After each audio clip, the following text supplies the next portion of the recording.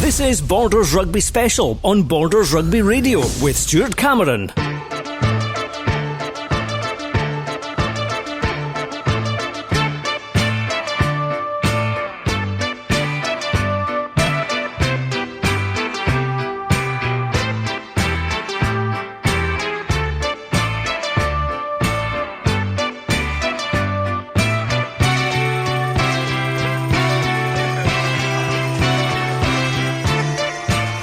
Hello and welcome from me, Stuart Cameron, to Braidholm, home of GHA Rugby Club for the final Borders Rugby Special of the season. It's a huge game today, with it being the final of the Inter-District Championship between the South and Caledonia Reds. It's actually a double header at Braidholm today, because we've just seen the third-fourth playoff match between Edinburgh and Glasgow, and it resulted in a win for Glasgow and the West, of course, by 22 points to 12. Well, our commentary team this afternoon is Stuart McFarlane, Dale Clancy and Graeme Dodds. And let's bring in Dale first of all. This really is quite an historic day, isn't it, for Scottish club rugby in the calendar, because this is the first time since 2001 that the tournament's been played.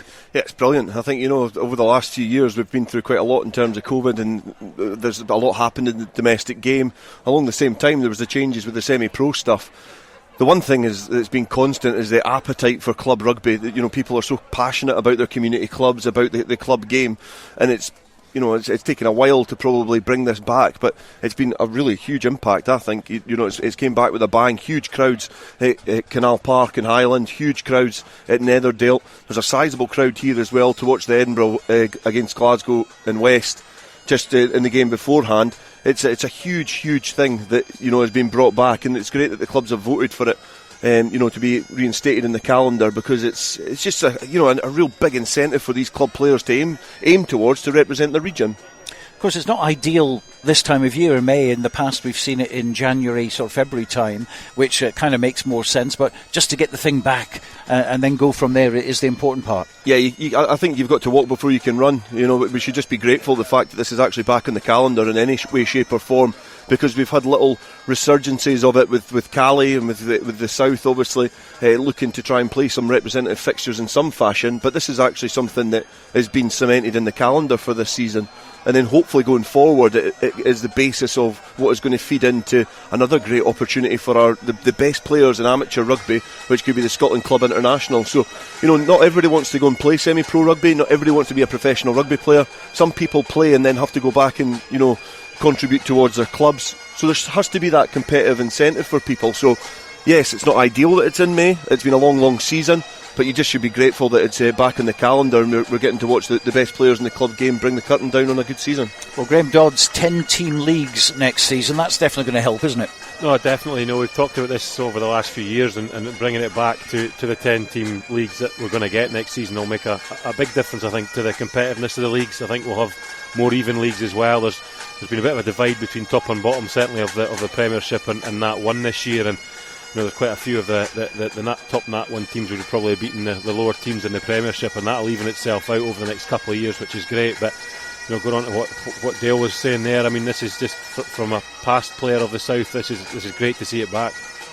So we've had the South and Caledonia both win comfortably, putting 50 points on Glasgow and West as far as Caledonia is concerned, and Edinburgh for the other match as well. What's your own kind of thoughts? I think obviously the best two teams have got through to the final, and they're the two teams that have always pushed the Inter-District. Yeah, it's almost fitting, isn't it? The fact that they're the two, the Caledonia representatives and obviously us down at the South have been pushing for this for a long time, and I'm glad from that point of view that it is those two teams that are competing for the first title coming back. And certainly from a South point of view down at Netherdale a week past Tuesday, it was quite impressive for just coming together. In the last few weeks before it, quite an impressive display. Matty Douglas has picked up on the fact he wasn't totally happy, but he was almost satisfied with a win, that's for sure. And I'm looking forward to a really good competitive game this afternoon.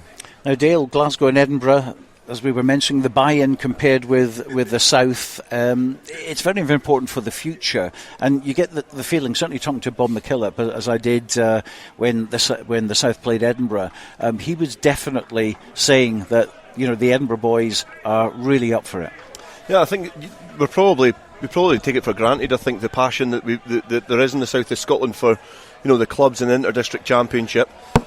And then Edinburgh and Glasgow, as we mentioned the other week there, they've always had different avenues to support rugby. There's a lot of rugby to get invested in as a player, a volunteer, a spectator, whatever you want to be. In Edinburgh and Glasgow, there's a lot of rugby, a lot of other offerings.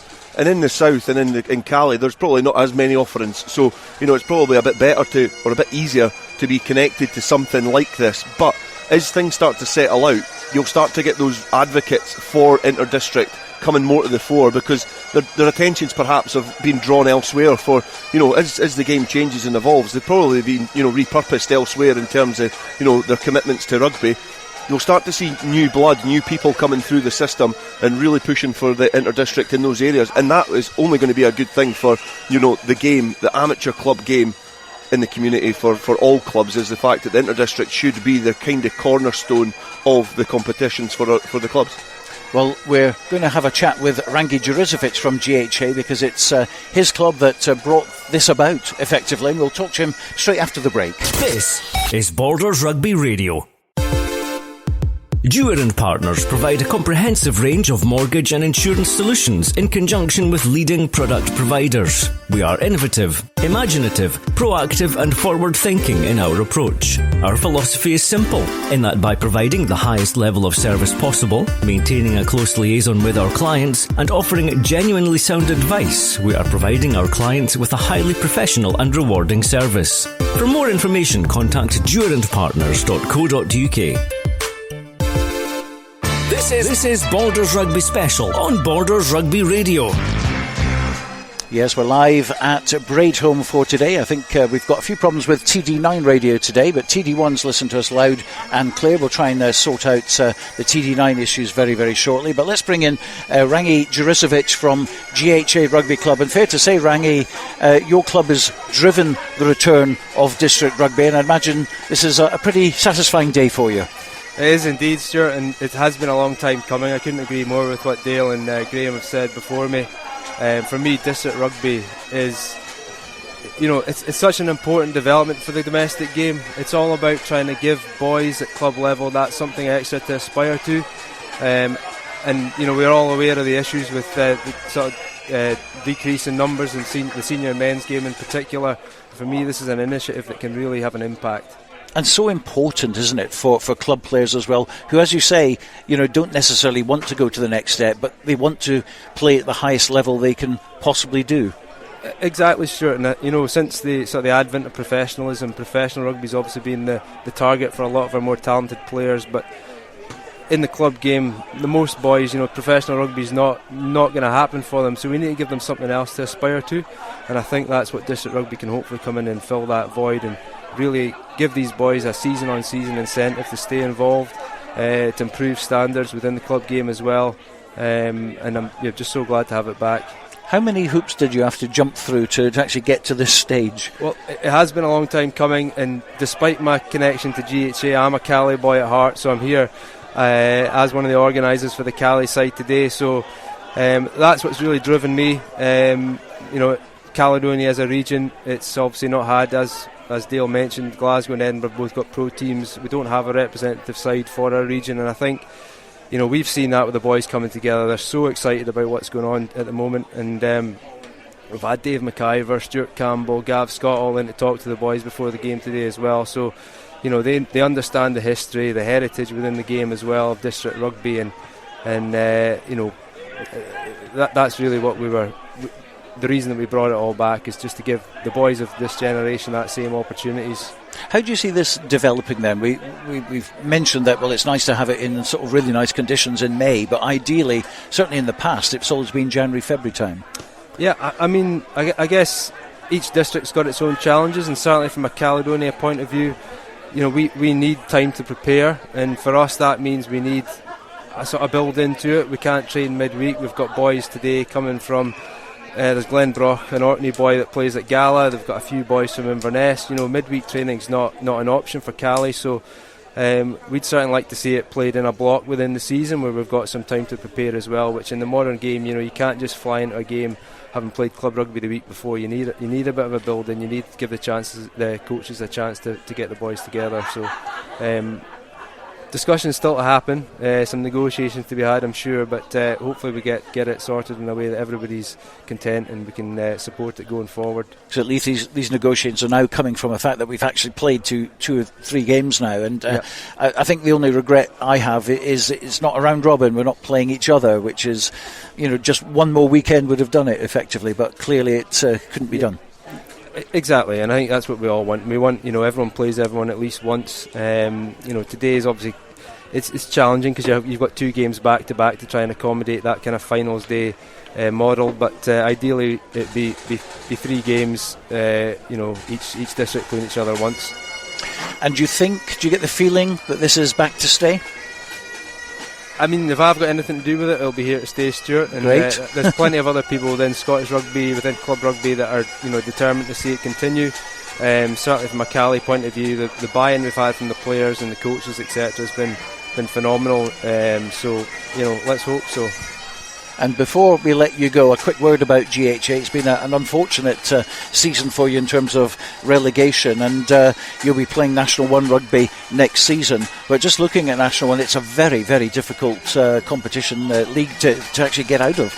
It is indeed, and the sort of drop in quality, if you want to call it that, down to National 1s it's not much. Obviously there are a few teams in the Premiership that have really kicked on, like Hoyk and Curry this season, but down in National 1 you've got your Ayers, your Melroses, your Galas. I'm playing at the Borders crowd here, so all the Border sides obviously that are still in there, and they're all good sides. There's no easy games in that league, especially with it going down to 10 teams. Mind you, I think the last game of the season you gave Hoyk a bit of a fright down at Mansfield Park, didn't you?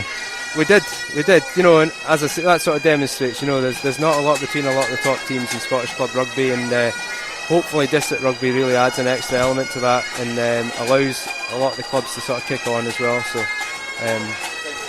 well, it's lovely to talk to you, Rangi, and as I say, many congratulations on the effort that you and your club have put in to getting the inter-district back, and we wish you all the best next season. Thanks, Stuart, thank you. Rangi Jericevich there. Well, earlier in the day we spoke with both head coaches of today's finalists, Colin Sangster from Caledonia Reds, and first Matty Douglas, who's leading the South. Well, Matty, one final game for you today to complete an unbeaten season. That's certainly a personal incentive for you. Yeah, 100%, Stuart. It's been an amazing season. One I've thoroughly enjoyed, club and being involved with the district, and today's all about the South, and if we're good enough to back up our performance from last Tuesday night.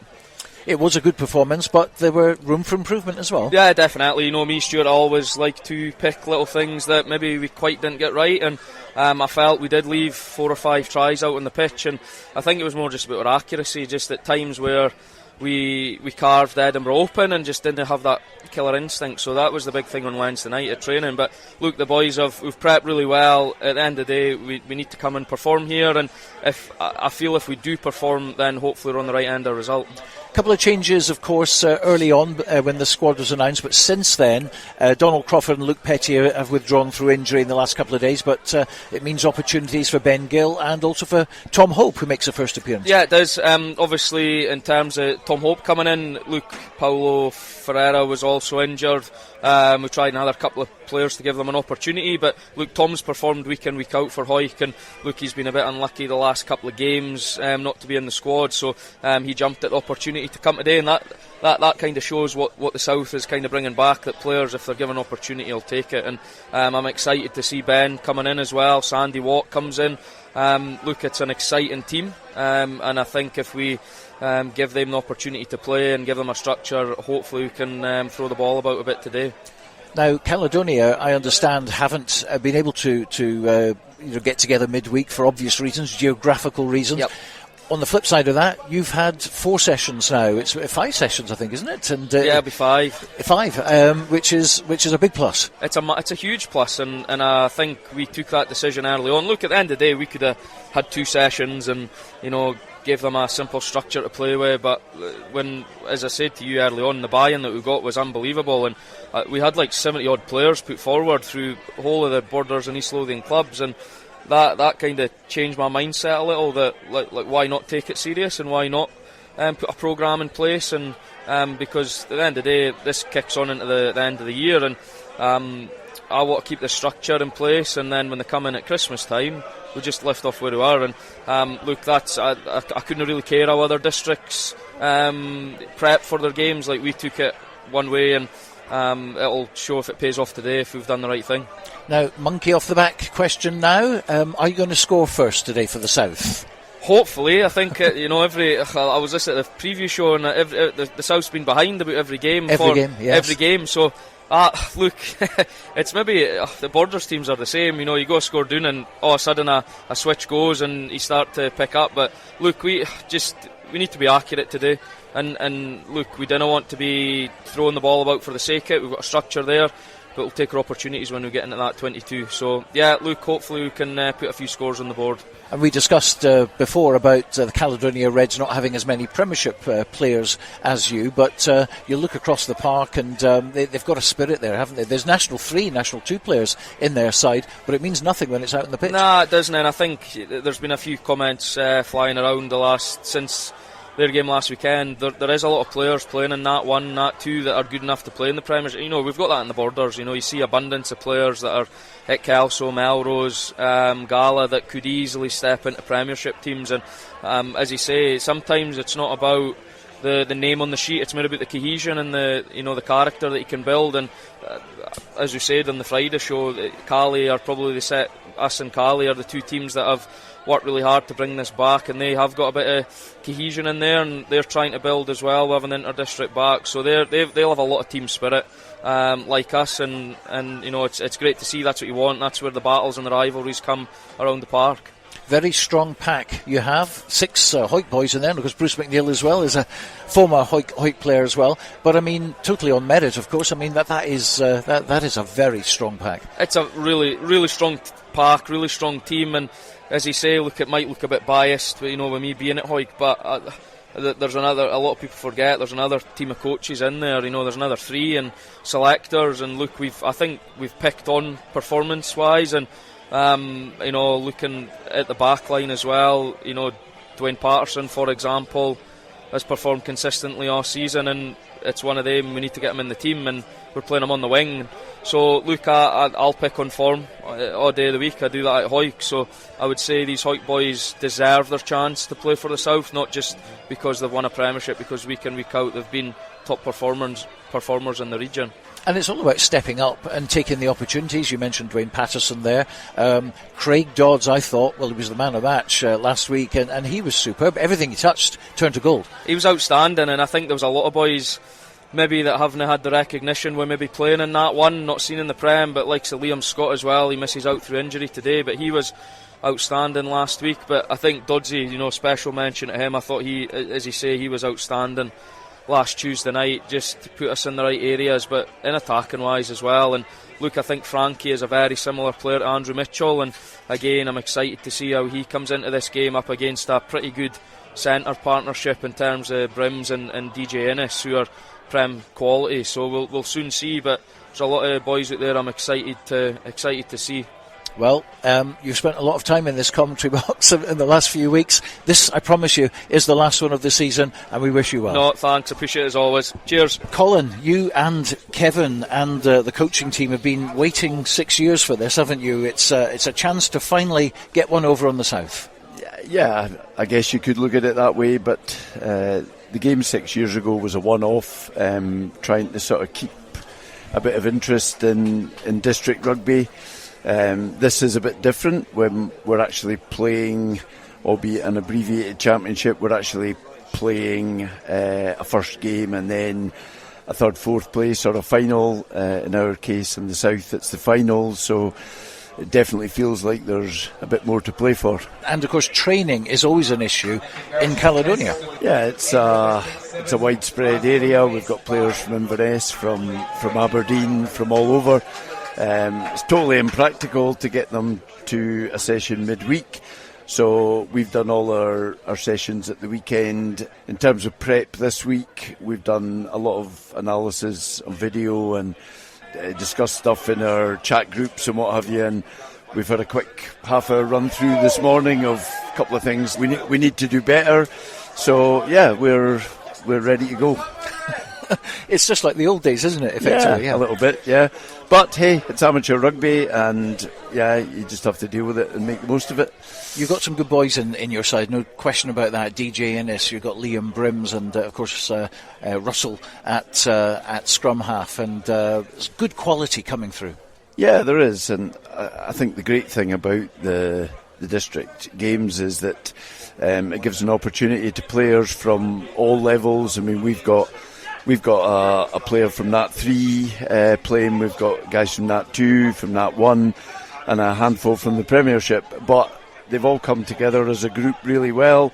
You wouldn't tell who the Premiership players are, to be honest. We're very much a team, and all credit to the guys who've really bought into it right from the start. This gelling thing, it's so important, isn't it? We've noticed with the South team as well, they've come together rather quickly. Of course, they're in a more compressed area than you, but you have to get over that hurdle right from the word go. You do, and I think for us it stems from the age grade programmes that a lot of these players have been in before. So when they come into this, they know what it means to play for Caledonia, they know what it means to play for the jersey, and they just slot straight back into that. So it's actually been relatively easy to instill that in them again, and they're buzzing and ready to go. The South obviously going for 10 wins in a row because obviously the last championship was way back in 2001. They played 4 and they won 4, and then of course they've had 5 games since then, so they're on a bit of a roll, and all the new South players effectively are wanting to keep that history going. So it is going to be a challenge, but at the end of the day, you're on the pitch there, you've got 15 boys against 15 boys and nothing to lose.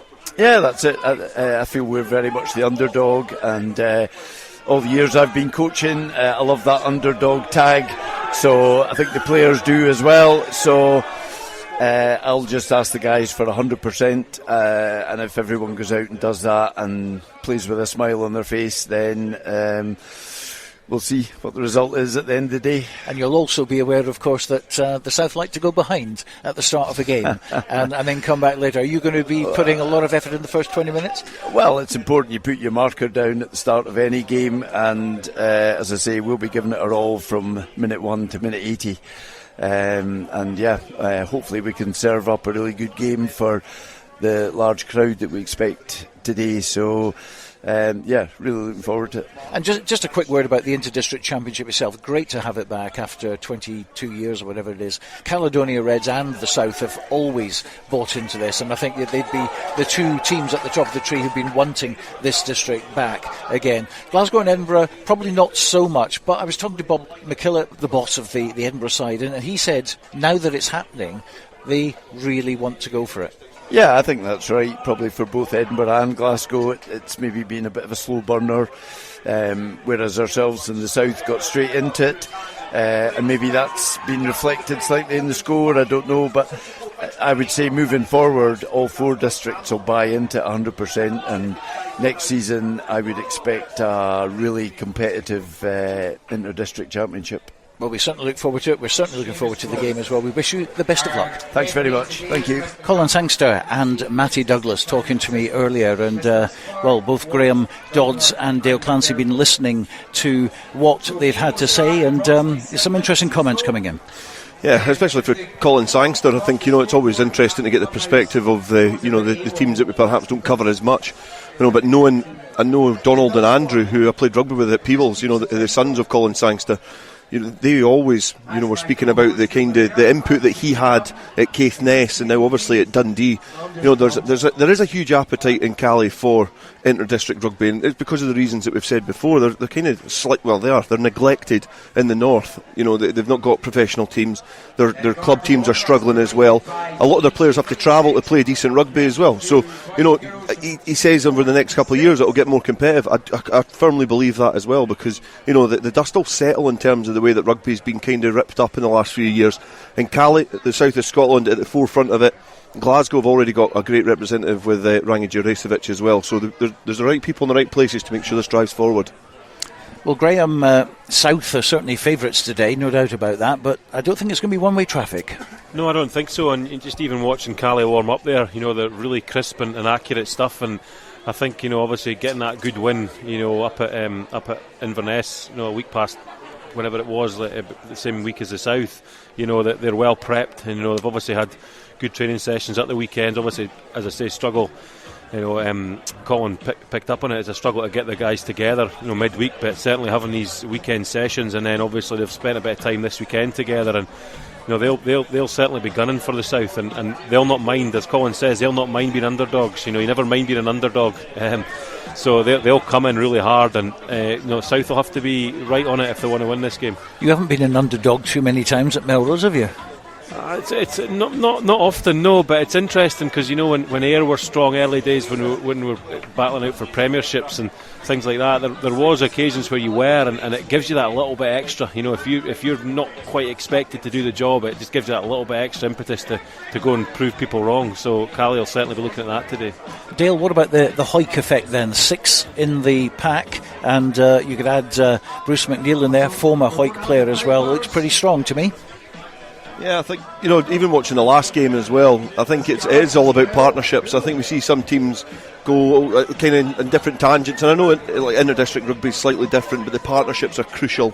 You think you've got a heavily represented pack in Hoyk. The halfback pairing is a Melrose pairing. You've got Craig Dodds and Frankie Robson in the centre who've played together at Kelso and at Gala. You've got good connections in there from the South. And I think that is going to be part of the important thing. It is that little bit of continuity. Then there's players coming off the bench that can add a little bit of stardust to it as well, because they're kind of from Musselburgh, they're from Gala, they're from different places, so it allows a little bit more freedom for those players to come off the bench and really make an impact depending on the way the game's going. Whereas Calais, as we say, a lot of their players play at completely different clubs all over the landscape of Scotland, playing in Edinburgh but representing still their home club as to where they came from. So there'll be two different packs, two different teams in terms of the way that they know each other, the way that they've got to know each other over the last few weeks. But the ultimate thing is both teams are passionate about inter-district rugby, and they'll both want to win the championship. And Matty, unbeaten this season. Privately, he wants this win at all costs to cap an unbeatable season. It's he won't admit it that it's a bit of pressure on him, but there certainly is pressure there, isn't there? Yeah, it definitely is. He's had a remarkable season. I don't think privately, because it's been heavily publicised that he has been going unbeaten because he's had a remarkable campaign. But I just think everybody else that's around him as well, that coaching set-up, the likes of Ian Chisholm, me and Dodds were just speaking about it off air about how he's conducted himself as a coach. Opposite ends of the spectrum, a struggling Peebles team in the National 2, well, not struggling, but a Peebles team in National 2 just flirting with promotion. He's got a lot out of a group of individuals who perhaps were not given a hope at the beginning of the season. There's a lot for every individual in that team, whether it's a player who's coming to the end of their career, somebody who's starting it and wanting to put their name on the map, on the coaching staff as well. There's a lot on there for each and every single individual. Well, we're a couple of minutes away from kick-off in the inter-district final, the first since 2001. Let's join our commentary team of Graeme Dodds, Dale Clancy, and your match commentator, Stuart McFarlane, for the South against Caledonia Reds. Yeah, thanks very much, Stuart. The South just led out onto the park. Shawn Muir walking through the Guard of Honour. The GHA Minis, along with the Kilbarchan Pipe Band, led by their Pipe Major Brian Knight. And the Caledonian Reds onto the field of play. A little burst of pace there shown by James McCaig, the Curry player, one of the try scorers in their victory in their previous outing, that 58-27 win over Glasgow and the West back on the 13th of May. Pitch is in pretty good nick. There's one or two bare patches around the 5 and 15 channels just on the stand side as we're watching. The South will be playing from left to right in this first half in the familiar red and white hoop jerseys with the white shorts and the red and white stockings, and this Caledonian side in the red jerseys with the royal blue shorts and the red and blue socks. And can see that Angus Dunn will be wearing number 24 during the course of this afternoon, one of the replacements. The Kilbarchan Pipe Band then making their way from the 22 disc down to our left hand side as the silverware is very carefully brought towards the front of the stand by one of the Scottish Rugby representatives this afternoon. It's been a busy weekend for the match referee David Young. He was officiating at Goldenacre yesterday, one of the assistant referees in that Forsrock Super 6 match between Heriots and Stirling Wolves. Heriots winning that one to finish the regulation season in second place in the table. They'll take on Ayr next weekend. But now the small matter of this playoff final. Caledonia Reds then will receive the kick-off from the south. The Reds, of course, outright winners of the championship back on the 5th of January 1997 with a 2014 victory over Glasgow at Murrayfield, but within the first 15 seconds they concede the opening penalty. Shawn Muir alongside the referee very quickly signalling that the South will go for a pop at the posts inside the opening 60 seconds of the game. And guys, an early opportunity for Craig Dodds to add to his tally of points with 6 conversions and a penalty in his previous outing. Yeah, just Callum Rennick at his very best there, typical open side flanker, and just saw a sniff of the ball, and he's been jackling like that for Hoyk all season, and great start from a South point of view, putting the Cali Reds under massive pressure and forcing that turnover to give Craig Dodds a chance to make it 3-0.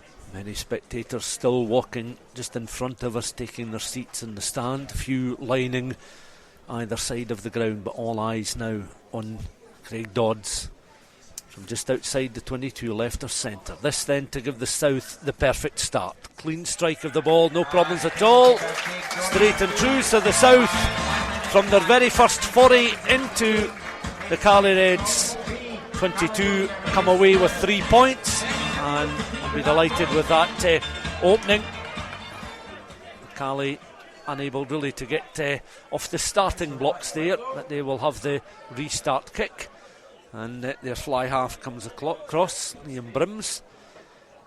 Could be an issue with the assistant's microphone there. He's now actually asking for the ball. That was a rather tired effort there. His kicking's quite poor as well, Stuart. Yeah, I have to say it was a bit laboured there. A bit of an inebriated kick towards Liam Brims. Brims won't care though, as he signals he's ready to restart this match. So the perfect start then for the South, leading by 3 points to 0. Bruce McNeil then is able to win that restart ball, runs into Fraser Allen, the Caledonian Reds hooker. Hoisted forward. Been a very busy weekend for the likes of Bruce Colvin and Struan Hutchison, very much involved in the Sevens at Selkirk yesterday. Tackle coming in there as Muritoko of Highland tries to get up towards that 10 metre line for the Cali Reds, their fullback this afternoon. Cali still in possession of the ball towards their right hand side, but at 15 channel, recycling. South just forced back towards the Cali 10 metre line, their scrum half Harry Russell goes in looking to orchestrate. Challenge coming in there on the hooker Fraser Allen, who was gathering the ball at open play. Back it comes to Brims, hoists it right footed downfield. It's gathered just on the edge of the 22. Kirk Ford fullback for South this afternoon. Not quite a touch finder, finds his opposite number there, Muritoko. On then towards Brims, accelerating, thought about the kick but runs up towards the halfway line. One-handed offload just in centre field, taken on well by the lock forward there. Sean Blair, one of the co-captains for the Cali Reds, takes it into contact just on the halfway line. Shepherded out once more with the recycled ball. And across there to Rockaduguni on this left-hand side, but taken on once more by Harry Russell. Russell will try and orchestrate things as he can in that midfield.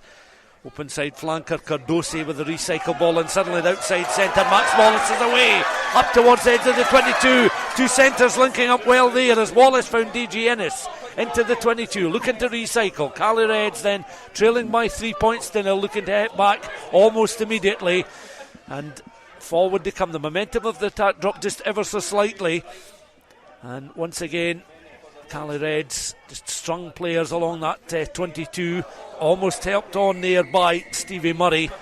But the referee has spotted a South infringement, offside decision given against the South inside that 22, and Cali Reds there in the last 2 minutes or so really coming to life. Yeah, I think I watched the first game between Edinburgh and Glasgow, and it was quite tepid. It was a really muscular battle, both forward packs really trying to take it to one another, but this has been a nice expansive start to this game. Both teams wanting to try and throw the ball about. Kirkford's kick was perhaps just a little bit too laboured, as you said.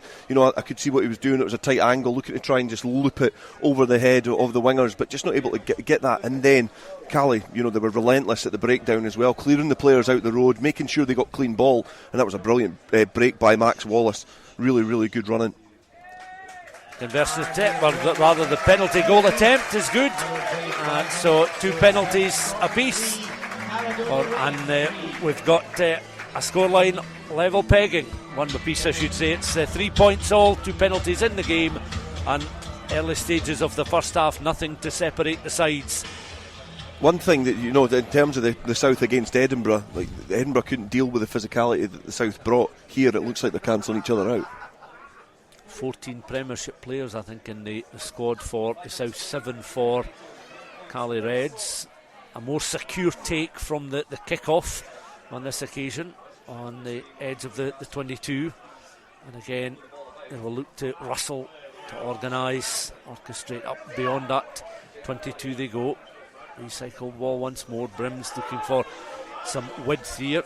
And brings Max Wallace into play. He's already had one very purposeful run into opposition territory. Between that 10 and 22, remember they're playing from right to left in the first half. Cali Reds, another penalty conceded by the South, and not releasing the tackle player, so the referee David Young signals that Cali from this central position between the 10 and 22 have a chance to work their way back into South territory. 3 points all, early stages of the first half here at the home of GHA, the final of this Inter-District Championship 2023. Callum Rennick he'll win as many penalties doing that as he will concede them. He just lives on the edge, Dodds, doesn't he? He does, yeah, and he's got to pick his time though. In these big games, at the end of the day, it is a final, and it's an inter-district final. It's a big game, and he's just got to be very, very careful. Giving him big praise there in the first couple of minutes, but that was never on to go for that ball. It was the ball was lost already. Stevie Murray with the words in the ear of the hooker there, Fraser Allen, back through the hands then of the half-backs. Brims out towards the right-hand side. Again, Max Wallace trying to cut a fine run just beyond that 10-metre line. And again goes Russell. Locked forward this time is Sean Blair. As we mentioned, one of the co-captains in the Cali side this afternoon. Russell again. Helped on out towards the left-hand side. Ruckaduguni, his brother, of course, was an England internationalist back about 7 or so years ago, winning 4 international caps. As it's back again through the hands of Blair. Brims. Pass bounces a couple of times, bringing the full-back Moritoka into play. Oh, excellent play here, up and into the 22. All the way. Little bit of sevens flair there from the full-back. He takes the adulation of his teammates, the acknowledgement of the crowd, and that's a wonderful piece of individual brilliance there from the fullback, Moritoke. And Cali Reds then lead this final by 8 points to 3, having conceded a penalty goal inside the opening minute. They've found a way to get themselves in front in the early stages, and this raucous crowd thoroughly enjoying the fair on show so far. We know what Moritoke and Rockaduguni are going to bring. They're changing angles, they're running the way that they're going to glide across the ground, but it's the physicality that Cali are bringing, the pace of the play as well. The South are struggling to get their defensive line set, because as Cali are just sneaking in behind or just getting in behind, Cali are stretching them again and again, and if you watch the defensive line from the South, they are struggling to get into position in these early stages. I think that really comes from the ruck speed as well. That's the big work on, and the big parameters that the pro sides really set for themselves, having these quick rucks under 4 seconds. If you can get under 3, that's even better. I'll tell you something, I think Cali will be 2.5 second rucks, which is just really, really stretching that defence for South, and they're just really struggling to get set quick enough. The restart then, ball bounced on halfway a few times, and cut forward resumes the contest, taken again just on the edge of the 22. Cali Reds very much with their tails up then, leading this contest. A converted try and a penalty goal. Brims plays it straight downfield. Ford is able to gather, turns away and then faces the posts, hammers it forward.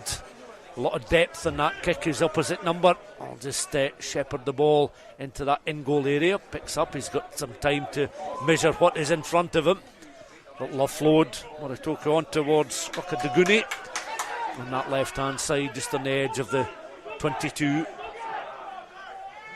Cali Reds again looking to regroup and reorganise. Very first inter-district championship was in season 53-54 with Edinburgh winning it outright. So this is the 70th anniversary. And there's a few flailing arms just in and around that Cali attack there, because it looked as if Nicky Little had taken a sore one to the nose as it's pinged forward. Struan Hutchison underneath that one, able to measure the flight of the ball. Flatter kick downfield. Little bit of football played by the Cali Reds, out the side door by Brims. Little chip and chase from Russell. Bounces kindly for Russell down this left hand side. A second chip collides there with Kirk Ford. They're appealing as the ball goes into touch there, but Cali opting to play a little bit of deaf football, and the ball ending up bobbling into touch just in the fringes of the 22 down that left hand side. Creative cultural side of Cali Reds rugby coming off there, and both Brims of Glasgow Hawks and Russell of Falkirk linking up nicely, resulting in a throw-in for the South, and already the ball in possession of the familiar figure of Matty Carrier. Graeme Dodds and Dale Clancy alongside me, bringing you live coverage of this inter-district final, the home of GHA, the club very much responsible for setting wheels in motion to make this championship possible once again, as Colvin and Carrier couldn't quite link up back towards the halfway line, taken on again by the hard-working Cali side, led on there by Cardosi, the open side flanker, receiving the pass from Russell, who has it once more. Russell then on towards Sean Blair, locked forward, running into Nicky Little, slowed up. Russell has it again on towards Brims, bypasses two out towards that right hand side, helped on by Wallace across to the far side, and the referee has spotted an infringement there, but there's certainly no let up to the direct forward play of the Cali side just at the moment. They're enjoying a lot of possession. Yeah, what I'm liking about the Cali first opening sort of 15 minutes is their variation. You know, they've obviously got quite a strict kicking game. They're putting these high bombs up just to try and force territory, but the physicality is really impressive, and that's one thing. The South had massive parity over Edinburgh, was up front, and they're getting really met in that department, and probably second to Cali at this point, I would say. They're almost getting dragged into a loose game as well. They're playing a Cali brand of rugby. You know, the South aren't being able to impose themselves physically and build that kind of suffocating momentum that the teams, you know, it's a Hoik style of rugby, you know, that's been successful. They've just not been allowed to play, and it's been relentless. You know, there has to be a drop off at some point from Cali, but so far it doesn't look like it. Come out the blocks flying. Bruce Colvin and Struan Hutchison. We talked about a busy weekend for the match official David Young. Well, these two players down at Philip Hawke for the duration of the sevens yesterday afternoon, as Dodds helps it forward on in towards Frankie Robson. Doesn't carry the peroxide blonde hairstyle these days, but still a distinctive figure as it's worked out towards the right hand side. Patterson still has it, up and over halfway, has to stop and check, needs some support. Ford goes in, will shepherd the ball out then towards Bruce McNeil, 39 but an evergreen player and still eager to get involved. He's been involved in every one of the matches really since the reincarnation of the South some years ago, whether it be in competitive fixtures or friendlies. Matty Carrier, determined figure, part of a Hoik side that won the double domestically. On then towards his scrum half, Colvin straightens up, no stranger to the big occasion with so many years of success with Melrose. Recycled again through the forwards and backs alike as Hutchison is able to find Robson again. The hoop jerseys of the South just beyond that Cali Reds 10 metre line on the left near that 15 channel, taken on by Shawn Muir, and he makes a few metres before planting the ball back very deliberately. Nicky Little takes it on. Front row, all Hoik players, all Hoik stalwarts. A little gap almost opened up there for Hutchison. He accelerated into some space, but the Cali Reds were able just to close the door and no more. It's taken on again by Shawn Muir. out towards that left hand side. Deft bit of play there from Craig Dodds, the only player to get points on the board so far for the South this afternoon, but still very early stages. 10-3 to the Cali Reds. South poking one in to that 22 across on the far side, and Cali having to do a little bit of defensive work and tracking back, but that was a better minute 90 seconds for the South. Yeah, 13 minutes in, and it's the first time they've really had sustained pressure, kept the ball well, the forwards were accurate, and then when they run out of ideas, they kicked Cali into a dangerous area. It was good rugby, and it's the first time, in this game that Cali have let the South play rugby and try and impose themselves. Important throw in here then for Fraser Allen. Our Fife hooker. Just he was behind the line and ready to throw in, but South players not quite ready in the line out at the moment. They are in a huddle just now. One of the players requiring a little bit of treatment there, Callum Rennick, is peeled away from the rest of the forwards. No, he's off. He is indeed. He's heading our way.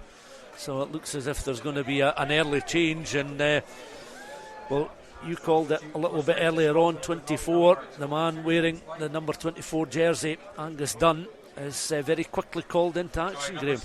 Yeah, he's had a really impressive season for Gala this year, Angus, and he really has come from playing for Gala seconds a couple of years ago to really making himself the main man in the Gala back row this year, and it's really looking forward to seeing him play here. So Dunn is on. Line out is won there by Callum McPherson.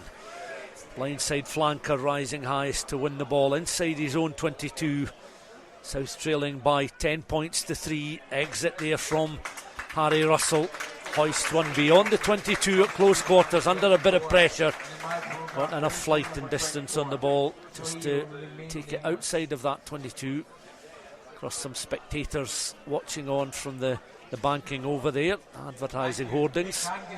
That's not a bad territorial gain as well. The stab into the corner when they were probably 10 metres or so behind, maybe 15 metres behind where they're getting the throw into this line out. The defensive pressure has forced Cali to kick clear, which means the South are just that little bit closer. If they can show the same accuracy, they can pose a threat here. Yeah, Carrier was almost guddled there by Michael Badenhorst, but secure possession of the ball for the South under these watercolour grey skies. South into that 22, in between that 5, nearer the 15 channel now. Still they're going.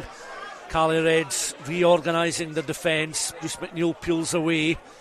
It's now through the hands. Dodds, almost a little misunderstanding there as Robson was following the action, but it's now Colvin that regroups on towards Muir. Melrose then on to Hoyk. Dunn makes himself available, and now it's just bypassed him on towards Hutchison. Nice play as the left winger Ronan McKean just coming off on that right hand side, supported then by Dwayne Patterson in the scrum cap. Patterson goes to ground. Cali reorganising the defence once more.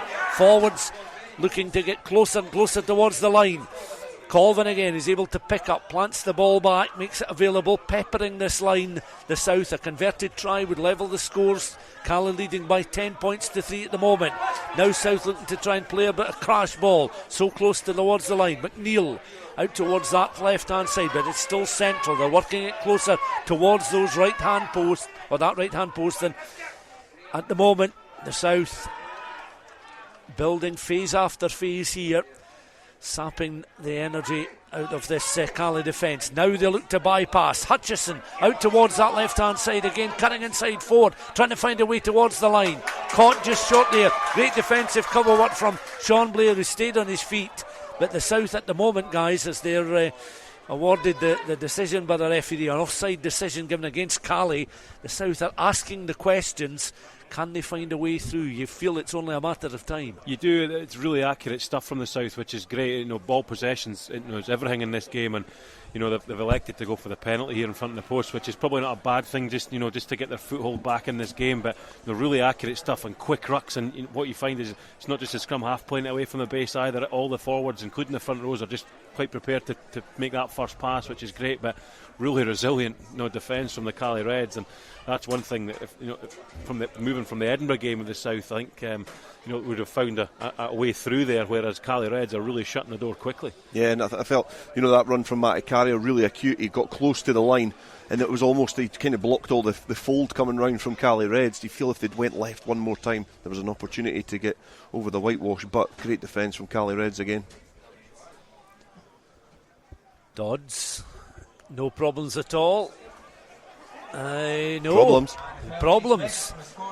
Craig Dodds with you were looking at that and pretty much laying the mortgage, and Dodds being able to get those 3 points, but no problems turns into problems for Dodds, and almost a look of disbelief on his face. Yeah, it was nailed on. I think all three of us sitting here would have said that he would have nailed that, especially after his performance against Edinburgh, but just not getting it.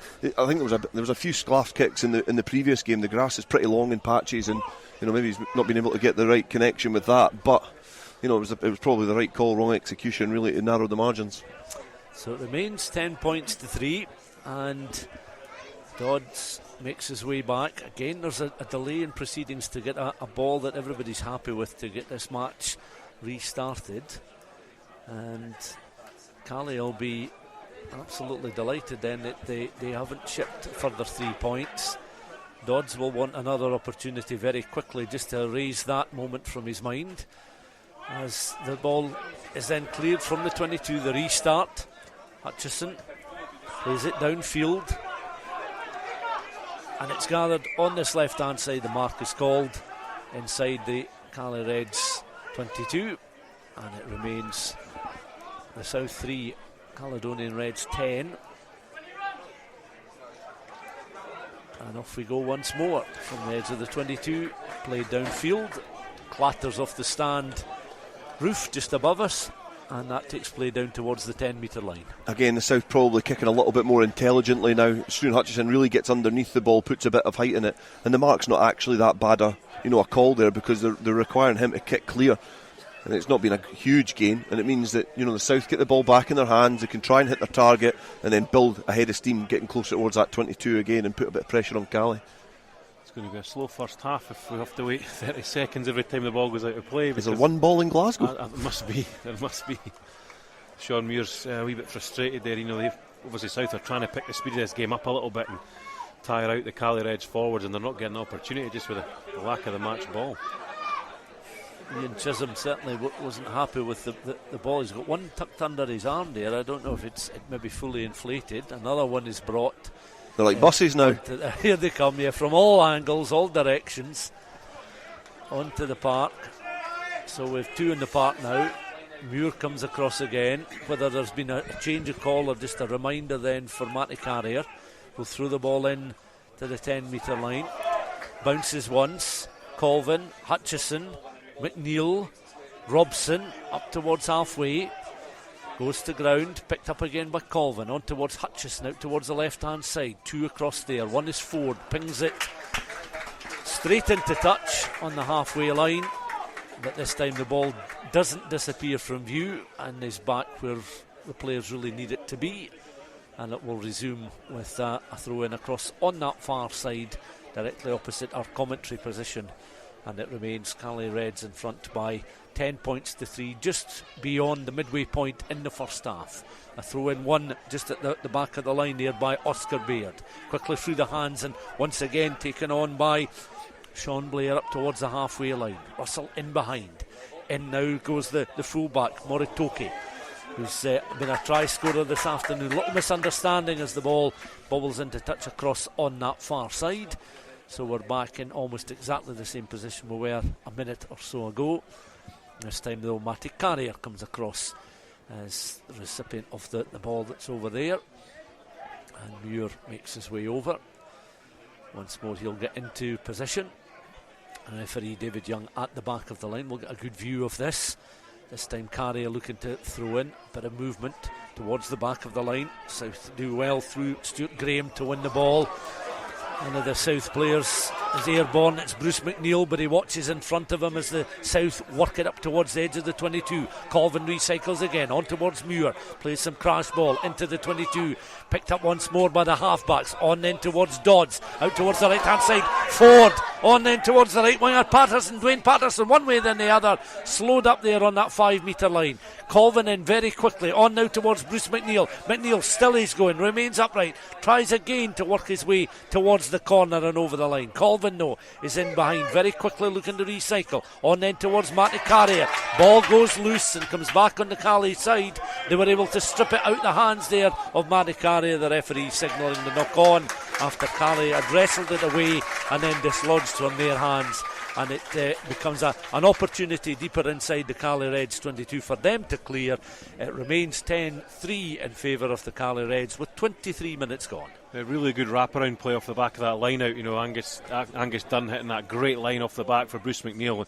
That's one thing with Bruce, he attracts defenders, you know, and if he can give that little pass, which is a thing we've seen 3 or 4 times in this first half, he's given that little tip-on pass and very effective on that occasion, and Angus Dunn went through and made all of 40 yards himself, and he got quick ball down that right hand side, and just unfortunately Matty Carrier got the ball stripped off him with the goal line looming.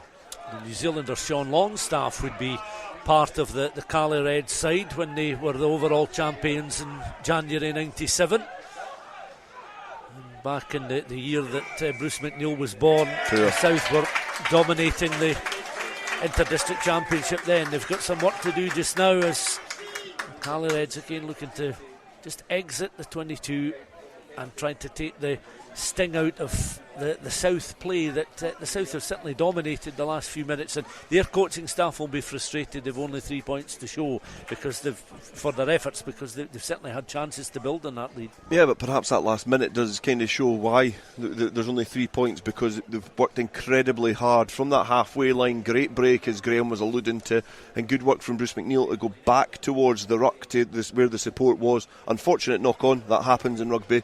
What you can't do is then give away needless penalties after that, because you're letting the team off the hook.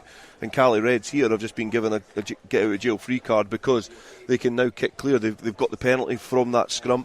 You know, it's careless from the South, probably a little bit too eager, but there was an opportunity there just to pen them in. And if anything, in that really narrow dead ball area, you know, you could force the kick. You could really put pressure on the kicker to try and kick it downfield. It'll probably be quite acute, and you could have a kick and a line out in quite an attractive position. So quite careless from the South the last couple of minutes. Water break as 1 or 2 spectators make their way back to the main stand. I tell you, the fast food looks quite appetising. The chips look half decent, don't they? So I've heard.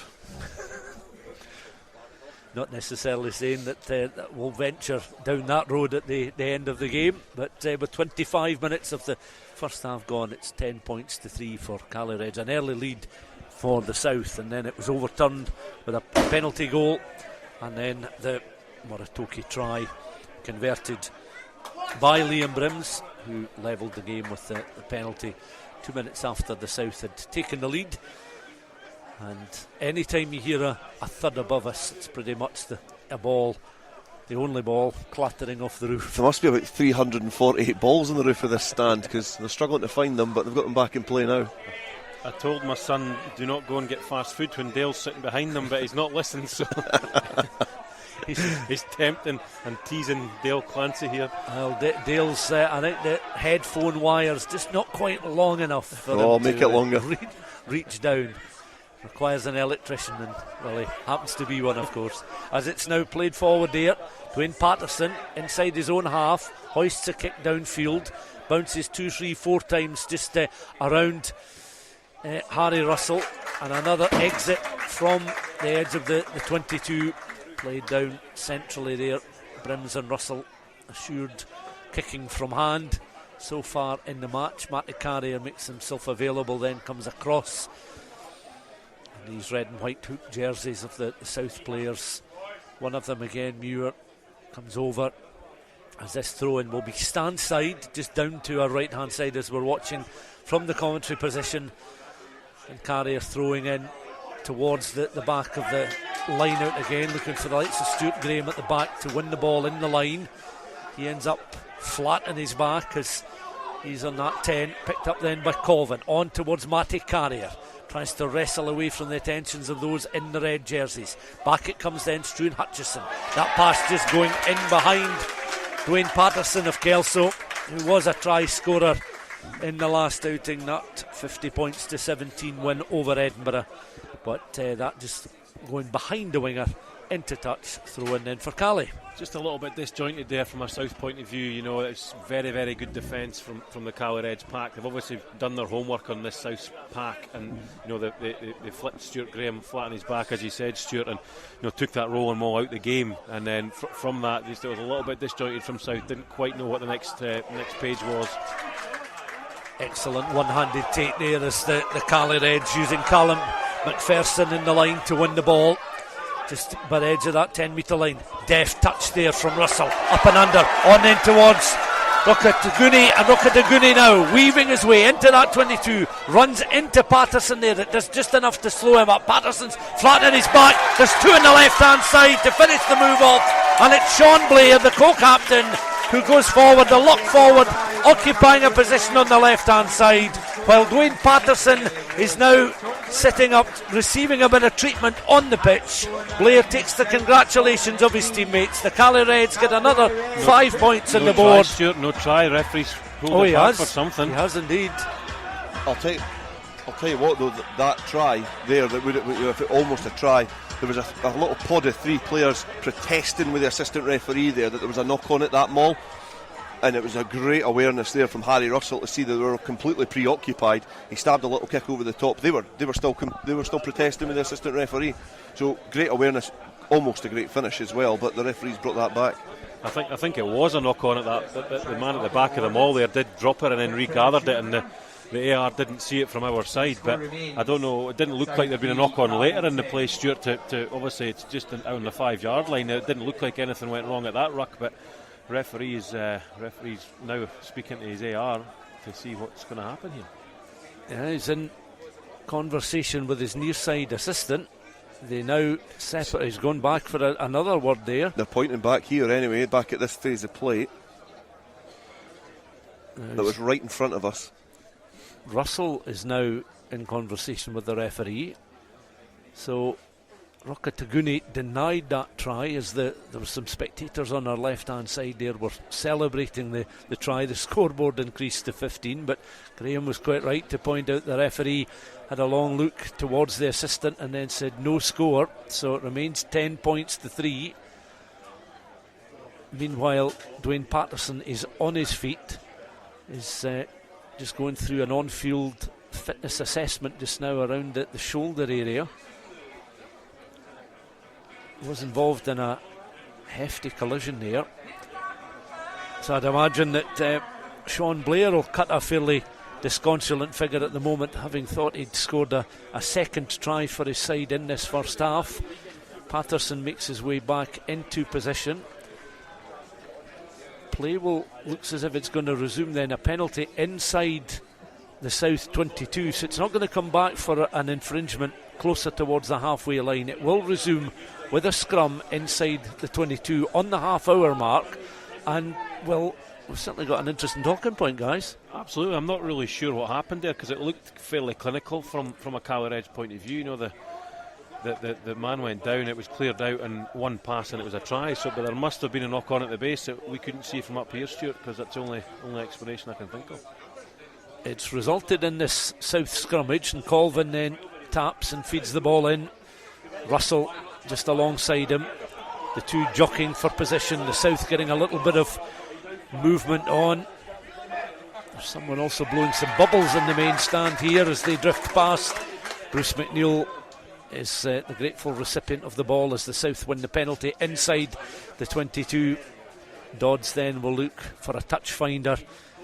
Cali Reds get themselves organised. It remains 10 points to 3, and Dodds then will strike the roof of the main stand inside the final 10 minutes of the first half. Carrier comes across, the throw-in will be taken, and these sides have just under 10 minutes to play before half-time. Yeah, good scrum again, solid platform, but good control at the base from Bruce McNeil, because all it takes is that ball just to come back into general play, and the referee, could let it go, and that's where Cali could pounce and be dangerous. But a bit of a let-off there for the South, because it was certainly looked like it was a clear-cut try, but there's something being seen in there. But I think I think the South perhaps will be quite happy the fact it's only 10 points to 3 that they're behind, because they've kind of flattered to deceive so far. Carrier then, again a choice of balls for him to throw in. Wins the ball there, the South, just towards the middle portion of the line through Sean Fairbairn. Then they get a rumble on, up and over that 10 metre line, up towards halfway. Carrier has the ball tucked under his right arm, taken up towards the halfway line. Then the half-backs go in. Colvin backpedals a little bit to get a little bit of room for the box kick, but that goes straight out.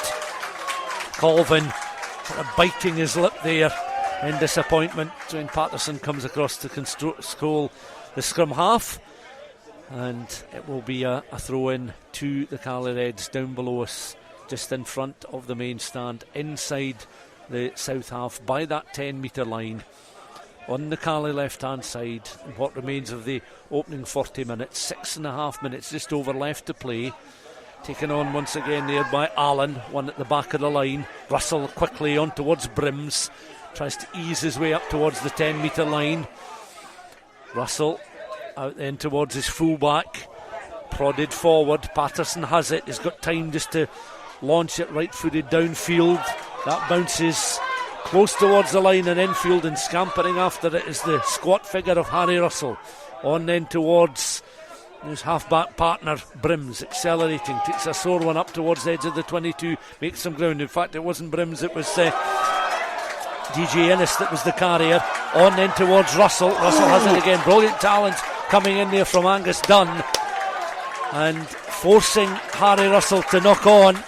Little smile between Russell and the referee. Russell was almost away there, doing DJ Innes a disservice, because he was the one carrying the ball up towards the edge of the 22, then played on very quickly, releasing Russell once more, and Dunn was in the right place to do the right thing, to floor the scrum half and to bring that attack to a shuddering halt.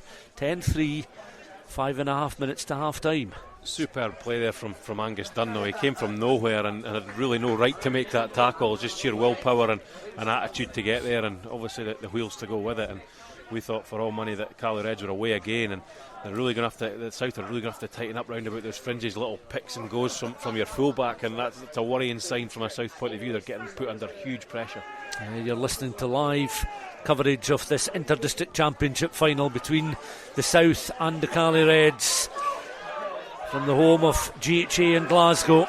Bruce McNeil trying to control the ball with the feet there, but adjudged to have knocked the ball forward, and then a little bit of a heated exchange, and the referee waving the South players away, penalising Shawn Muir coming across. He obviously wants the interpretation of the referee to what exactly has happened there, and it's going to be another penalty from hand here from Brims and Co to take play back into the South half. Harry Russell's forced the referee's hand there, because for me, I don't know what you're taking that as, Graeme, but for me that ball still looked under control from McNeil at the back of the scrum, and Russell's went in for it, which has meant that McNeil's had to detach anyway, and then the referee has just alluded that it's ball open, and then Bruce McNeil's just lost the tatty after that. Really. Clever play there from Callum McPherson, the blind side for Cali Reds, because you could see that he got Bruce McNeil riled there, and it obviously forced him to lash out a little bit, and then the penalty there was reversed. So South just need to control their temper as well as try and control the ball. Cali Reds have the ball just on the edge of the 22. Russell goes in, is able to ship it on towards Innes. Innes up towards the edge of the 22. Russell goes in once again, will work it this time towards the left hand side. Open side on towards number 8 there. Cardosi on to Baird, Oscar Baird, just on the edge of the 22. Russell in once more, in between the 5 and 15 channels. The ball taken on there by Sean Blair. Blair thought he was in for a second try about 5 or so minutes ago. And Shawn Muir now very vocal in his frustrations towards the referee, although the South have the penalty. And there's no shortage of heart, certainly, in the South side, as one feels they're almost battling the official as much as they are the Cali players at the moment. But they have been awarded the penalty there, and there's certainly a lot of animation in the faces and the actions of the South forwards with 3 minutes until half time, and this penalty from just outside of the 22. I think the South are finding it really hard to deal with the pace that Cali are bringing towards them. Like even round the fringes, Graeme was alluding to it, and you could see it's clear as day. You know, round about the fringes, they're finding it really hard to defend and contain Cali. And there, when there's a couple of players committed, it's energy zapping when you're defending at that pace, and they're finding it hard to get back onto their feet. It's a frustrating thing as well as a player when you don't feel that the officials are quite on your side, so they feel like they're battling that a little bit as well, and it's really easy to get sucked into that as well, and that takes your focus away from what you're actually doing. So I think for me, the South need to get back into their structures that Matty Douglas has set out for them. It's been, when they have been effective, it's been really good. They just need to get back into that and get themselves back in this game.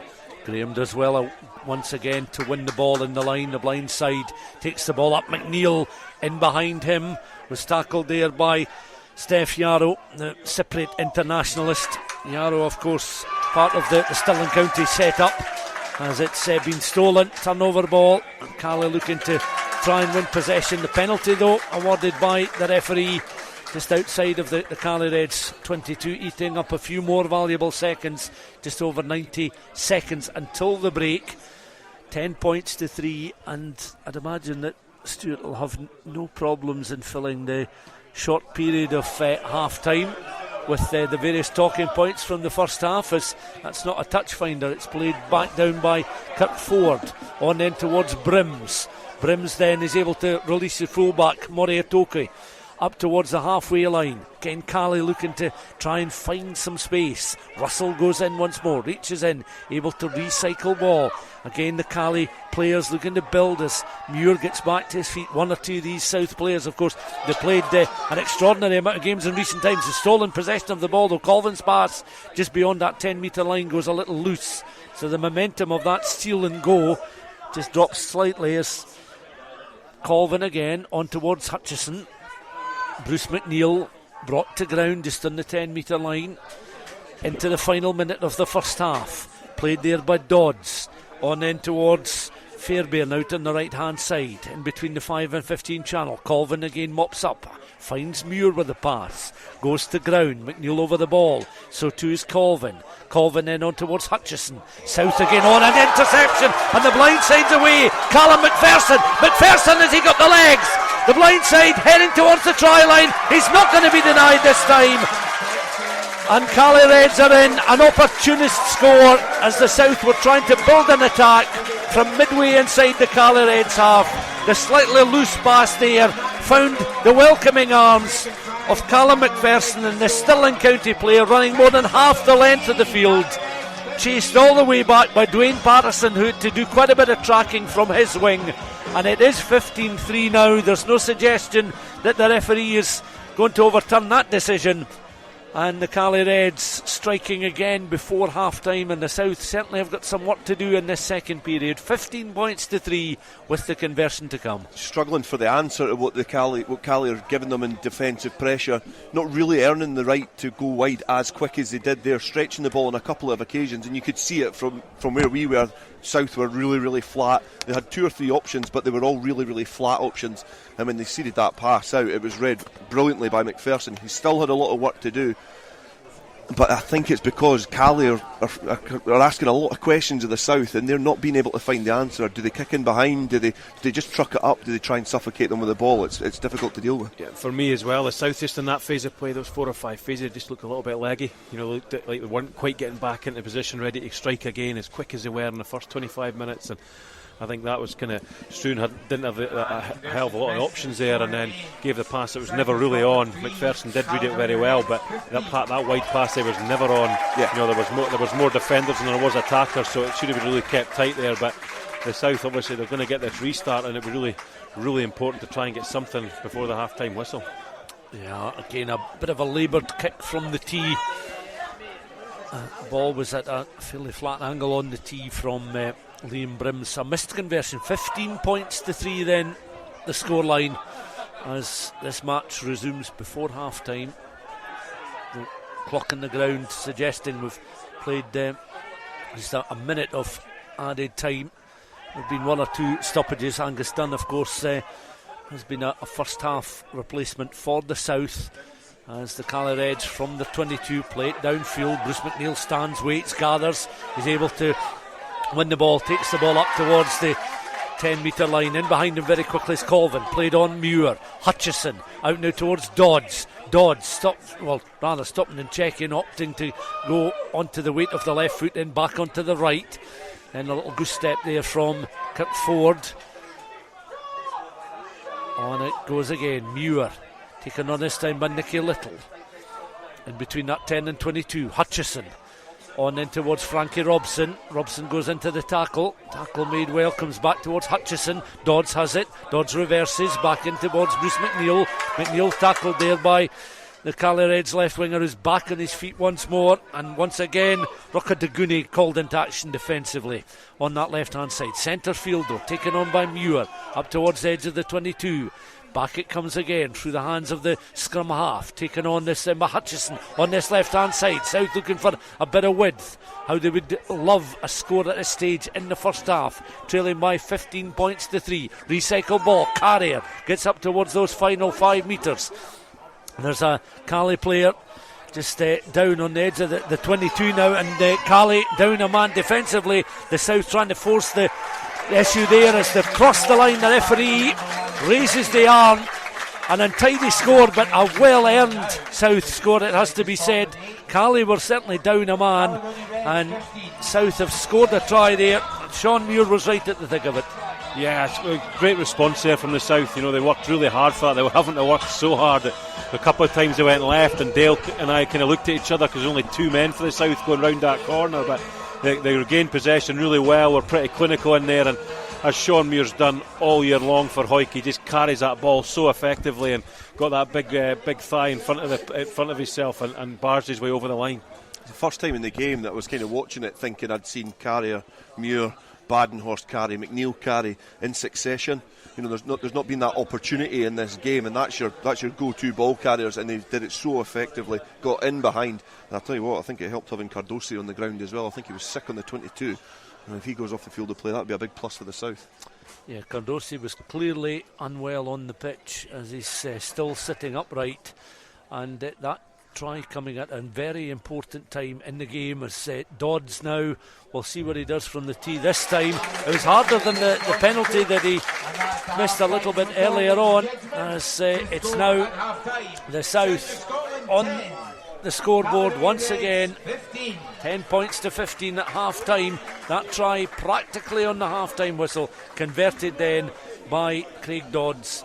And Dodds, of course, opened the scoring with a penalty inside the opening minute. Cali Reds, though, hitting back. 1 disallowed try, 2 tries of their own.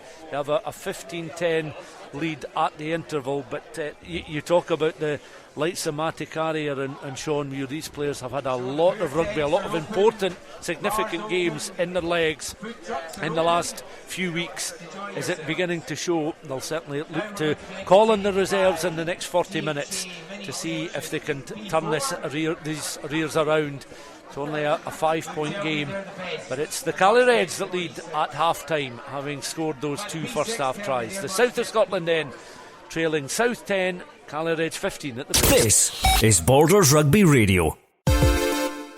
Dewar & Partners provide a comprehensive range of mortgage and insurance solutions in conjunction with leading product providers. We are innovative, imaginative, proactive and forward-thinking in our approach. Our philosophy is simple, in that by providing the highest level of service possible, maintaining a close liaison with our clients and offering genuinely sound advice, we are providing our clients with a highly professional and rewarding service. For more information, contact dewarandpartners.co.uk.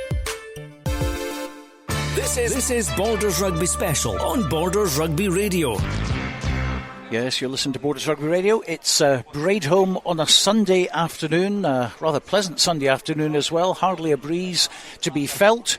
And on the pitch, it's been an interesting first 40 minutes. South of Scotland 10, Caledonia Reds 15, if you've just joined us. And, well, we're going to pick the bones out of that one. Graeme Dodds with me and Dale Clancy. Let's start with you, Dale. A great start. At last we've seen the South go in front, but it wasn't for long. No, they started well and put a lot of pressure on the kick-off at the start on Cali. And even it was almost a false dawn, because you felt that was going to be the where they'd pick off from there. That's where they would keep going. But Cali Reds, I've been really, really impressed by the way their cohesion, their style of play. They look like a club team. They look like a team that have been playing together for years. They've got a brand of rugby. They're playing hear 'em, scare 'em, relentless rugby. And in the South, after scoring that penalty, difficult to say, but I think it's honest, they've been second best in most areas. The only area that I think they have been the better team is in the scrum. Yeah, and Graeme, 5 sessions of training for the South leading up to this, none for Caledonia because of geography reasons. Of course, they're spread all over the place. It's a large area up to Aberdeen and Highland and down to Dundee and Stirling and all the rest of it. How have they been able to look as good as that in the first half? I don't really know the answer to that. It's their preparation has been obviously very different to the South, but I totally agree with what Dale's saying. They look like a club team. They look like they know exactly what each other are going to do.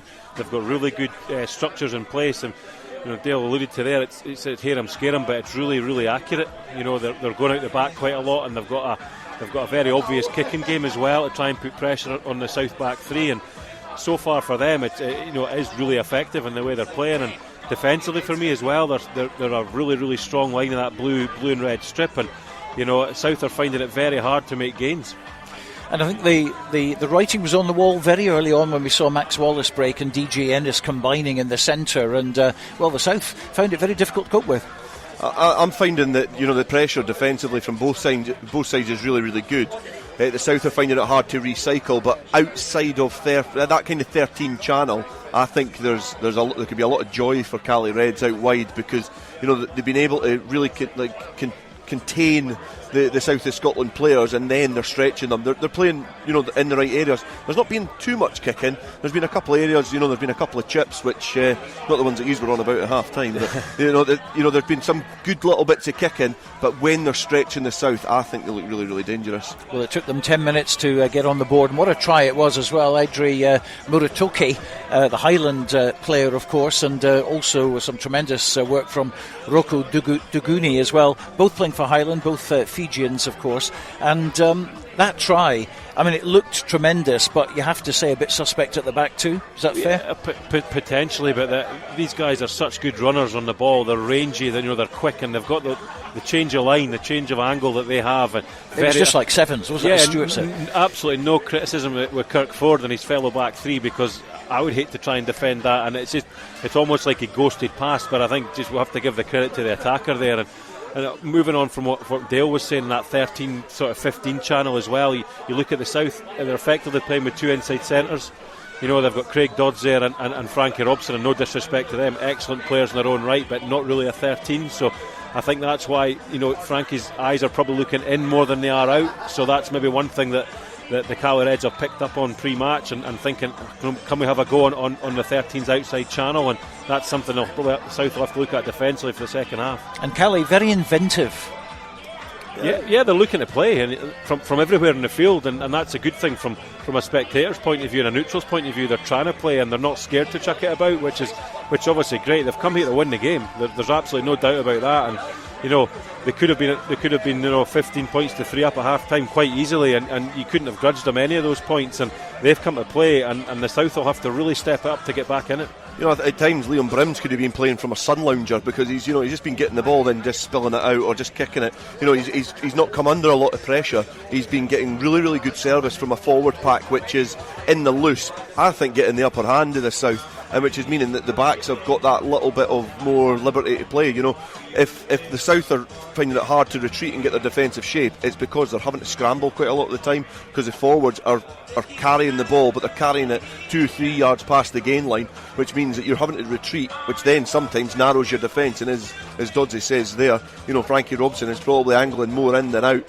But there's not really, and I look at the squad there, there's not much change in terms of defensively what you can do. Do you bring Patterson into 13? I don't think that's the answer. But they just have to perhaps trust the defence a little bit more, because they're a strong group of individuals. But they have to start winning their individual battles, because at the moment it looks like Cali are a little bit more up for this than what the South are. Of course, there's been a lot said about the Hoyk pack all season, and certainly early on, Caledonia were giving as much as the South were. Later on, though, I felt the South begin to start getting on top. Well, you look at that try that started building, and we were chatting about it on air, and it was the first time we'd heard those names, and it's because they were allowed to play a bit of rugby. That's probably the only time that Cali took the foot off the throat a wee bit. Yeah, absolutely, and I think for me the South have to go back to that, go back to what they're good at, go back to the basics. They've got that Hoyk front row there, which is very, very strong, and that's, as Dale says, that's the one time they've really been effective in the ball carrying, and it led to the try. But they have to go back to that. They're winning the scrum battle, they're winning the roll and maul battle, and they're winning now a little bit that front five battle, so they have to stick to that, especially the first 10 minutes of this first half. I think they go back to that, and then hopefully it opens up and the South can maybe then put some passes together. But I think they go back to that first and foremost. What the South did so well against Edinburgh was their kicking game was really accurate as well. You know, Dodds was on fire, and he's probably not played his best 40 minutes in the first half here, you know, but they were putting the South into the right areas and forcing the opposition to make mistakes. Like rugby is, when you look at it like that, it's actually quite a simple game, but you know, the South haven't been able to do that. It's not because they don't want to, it's because they've not been able to do it. So they've not been able to utilise the kicking game that they've got in the likes of Dodds, Hutchison, Colvin's kicking's been a bit skew with as well. Patterson and Ford are good kickers. We've not really seen them put the South, we've not seen them put in a kick and go, that was a really good one. The only one I can think of was Patterson's down the touchline here, that they put a little bit of pressure on, and then they were camped up in the Cali area for a bit of time. It's playing the right rugby in the right areas, and I feel that they've been coaxed into playing a Cali brand of rugby for a little bit too long. Well, of course, we also saw Craig Dodds miss a penalty, which was a sitter really for him, particularly as a high-up Scottish rugby kicking coach. But it happens to everybody. Kick him when he's down. Hey? Kick him when he's down. Absolutely. So that didn't go to plan, but he did convert the try by Shawn Muir at the end. In between that, we had Callum McPherson getting that interception. But of course, also we saw this disallowed try, which we'd like to see back again, certainly. But it was a surprise when the referee gave a scrum to the South. So there must have been a little nudge forward somewhere. There must have been, as I said in commentary, we couldn't see it from up here, but there definitely was a knock on down in front of us here in the Cali own half from the roll and maul, and you know, it would have been very unlucky from a South point of view if the try had stood, because there certainly was an infringement earlier on. But you know, Matty Douglas, you know, and all his experience of this season especially, it's got a little bit of a cup final feel about it. You know, Hoyk were off that in the cup final. He said a lot of good things at half time, and we know what happened in the second half at Murrayfield, and hopefully he's had the same chat here at the South Boys. Well, it's bubbling up nicely. Sit back, enjoy the second half with Graeme Dodds, with Dale Clancy and Stuart McFarlane. Yeah, thanks again, Stuart. So the Cali Reds will get this second half underway, playing from left to right in this second period. Remember, they're in the red jerseys with the royal blue numbers on the backs, royal blue shorts, red and blue socks. South in the traditional red and white hoop jerseys, white shorts, red socks. And South win the restart kick just on the edge of the 22, but concede a penalty. And the South winning a penalty in the opening exchange of the first half from the kick-off. This time they concede, and it'll be interesting to see what the Cali Reds opt to do here, as the referee coming over to that far side. A little conversation with his assistant over there, and spectators again, and some of the backroom staff head just in front of us, get back into position for the second 40 minutes. And the decision as Shawn Muir comes across, then there's a word with someone just to his left hand side. You can see a replacement. Oh, yellow card, Stuart. No, he has. He's just off the bench as well, and that's a little bit of a, you know, sometimes when the pressure gets to you, when you come off the bench, a little bit too much adrenaline flowing, and obviously he's been penalised straight away. He's done for the tip tackle, I think, on Stuart Graham straight from the kick-off, and as you say, just over-eager there to make an impression, and unfortunately he's going to spend 10 minutes on the sidelines. And we've seen it quite a lot in recent games as well, is the fact that it's a hooker. You know, so what does Sangster and the coaching staff do in terms of replacing that for lineouts? This is going to be a huge 10 minutes. Archie Faulkner, the player in question, as the line-out comes back on the Cali Red side. Bruce McNeil able to latch onto that loose ball, as the South have it once again. Dodds on towards Robson then up towards the 10 metre line. So that Deliberation between the referee and the assistant across on the far side, resulting in the Caley Reds losing their replacement hooker. Nicky Little taking the ball on up towards the edge of that 10 metre line. Caley Reds down a man then for 10 minutes. Hutchison out towards the right hand side. Will the South be able to find a little bit more space here as McNeil again goes on a galloping run down that right hand side, makes a few metres. In behind then comes the South scrum half, and Colvin again finding men to his left hand side. Between that 10 and 22, Colvin once more goes down the right hand side, deflects of an open palmed hand there as the momentum again had dropped slightly. The penalty given against the Caley Reds as they march back towards the edge of the 22. So from a numerical point of view in terms of players on the pitch, the South up a man, and Faulkner, who had literally made his way from the halfway line down towards the edge of the 22 before being shown that yellow card, is back on the sidelines. Heavy strapping around that left elbow for the replacement hooker, as Dodds will line up this left-footed kick from hand down into the 22, but it's not a touch finder, and it's back with the Caley Reds launched forward downfield. South should be able to win the ball. Colvin one-handed tries to play it backwards. Play allowed to continue. Hutchison hoists it high beyond the 10, just short of the 22. Caley Reds win the ball in flight there. Dunn comes up just to slow up any immediate opportunity for Caley to run it. Russell has it on then towards Brims. Caley looking to accelerate down the right hand side, the stand side, near side. It's their outside centre going. Max Wallace again. We've seen him do this in the first half, up towards the 22. Perhaps needed the offload there. Russell was to his left hand side, and the Caley Reds knocking the ball forward, but looking very dangerous again through that midfield. Yeah, we talked about it at half time, Stuart, you know how stretched the South are in those wider channels, and that was a prime example there. Frankie Robson and Stuart Graeme got really caught on the inside foot there, and you know Max Wallace is a big abrasive runner, but he's also quick, and he took that space really well. But you know that all came from Doddsy missing that touch finder down the bottom corner, and that would have put the South in a really, really strong position with a potential rolling maul there. And you know that's the mistakes they can't make. You know, they're down to 14 men, South on top by a man, and then the first thing they do is miss a line out. Second thing they do is miss the penalty touch finder. And these are the basics that they've got to get right. McPherson comes off to allow Fraser Allen to come on for this scrum, so they have the hooker in the front row, because of course the replacement hooker at the break is standing just in front of us watching on, having been yellow carded. South with the put in then at the scrum. Early stages of the second half.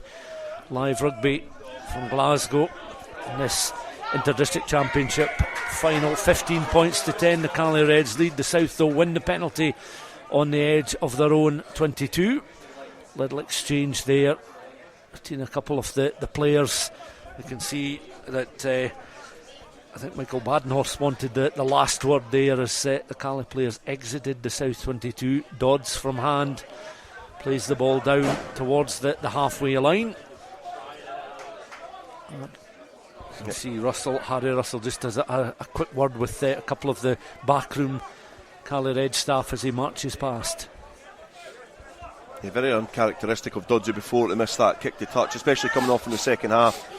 He's made some good distance with this one just in front of the stand in the halfway line. Carrier with the throw, a little bit on the wasn't side there, but palmed back in the direction of the South. And Hutchison on towards Robson. Robson then weaving around beyond the 10. Still he's going. Robson now up towards the 22. Oh, he's still going. He's inside the 22. Only just, but did well to evade 4 or 5 jerseys there. In it goes Hutchison with the grubber kick, having received the pass from his scrum half. The Caley Reds fullback under a bit of pressure. Shows the South defence a clean pair of heels there as they were playing a high sort of defensive line just to try and put the Caley Reds under a bit of pressure. As Caley still have possession of the ball there, and it's taken on this time by Sean Blair. Blair denied that try in the first half. South conceding a penalty, but again some good play there from Muratoki, showing his acceleration from a standing start. Away he went. He arced a run round, was able to gather the ball beyond the try line in that in-goal area, escape, and results in a South penalty and an easier exit for the Caley Reds, who are eating into this 10 minutes a man down. Yeah, defensively there, the south of Scotland got in a decent area. They were able to just kick in behind. Struan Hutchison putting still putting a bit of pressure on.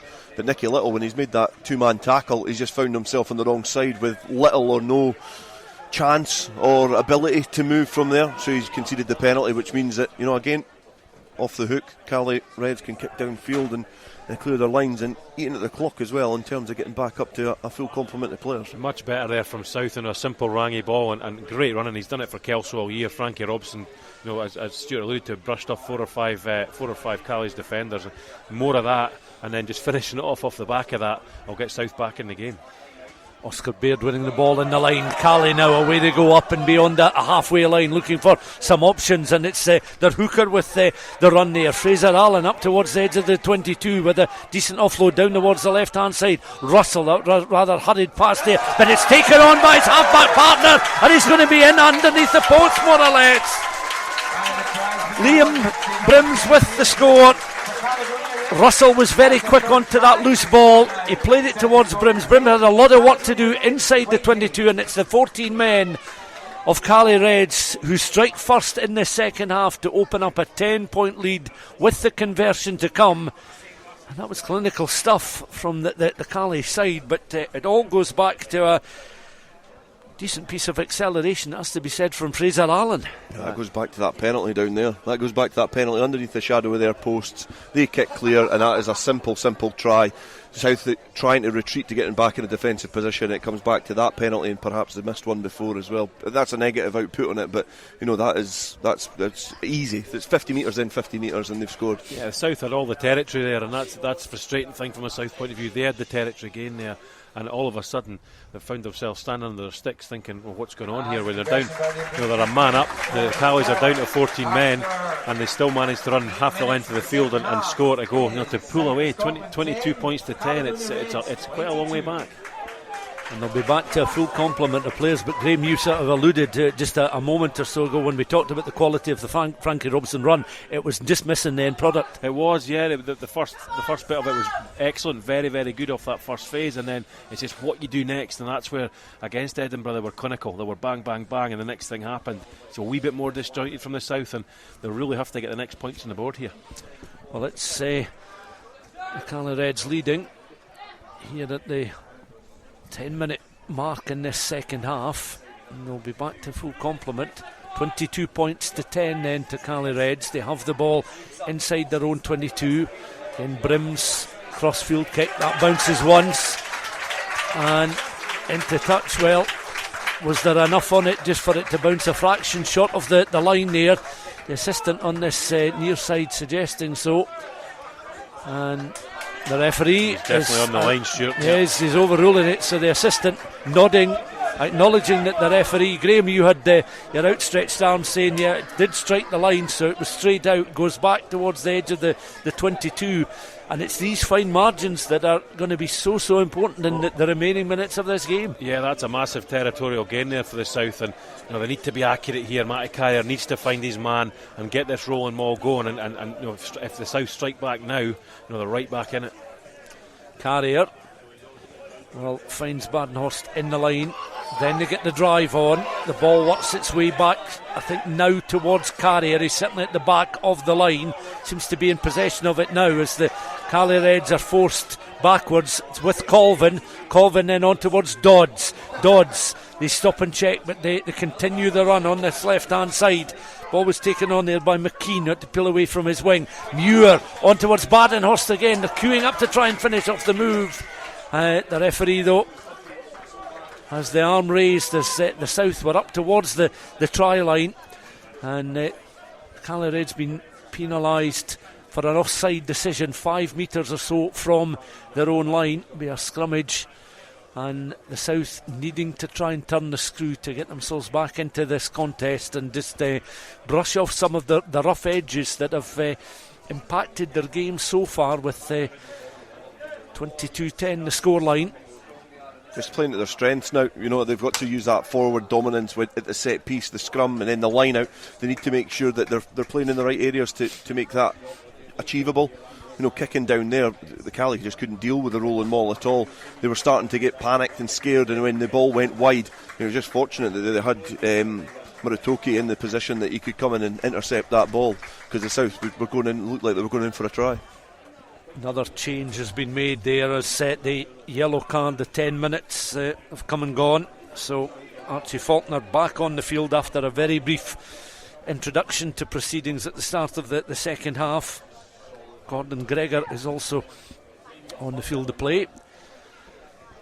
The South though have this attacking scrum inside, deep inside the Caledonia Reds 22.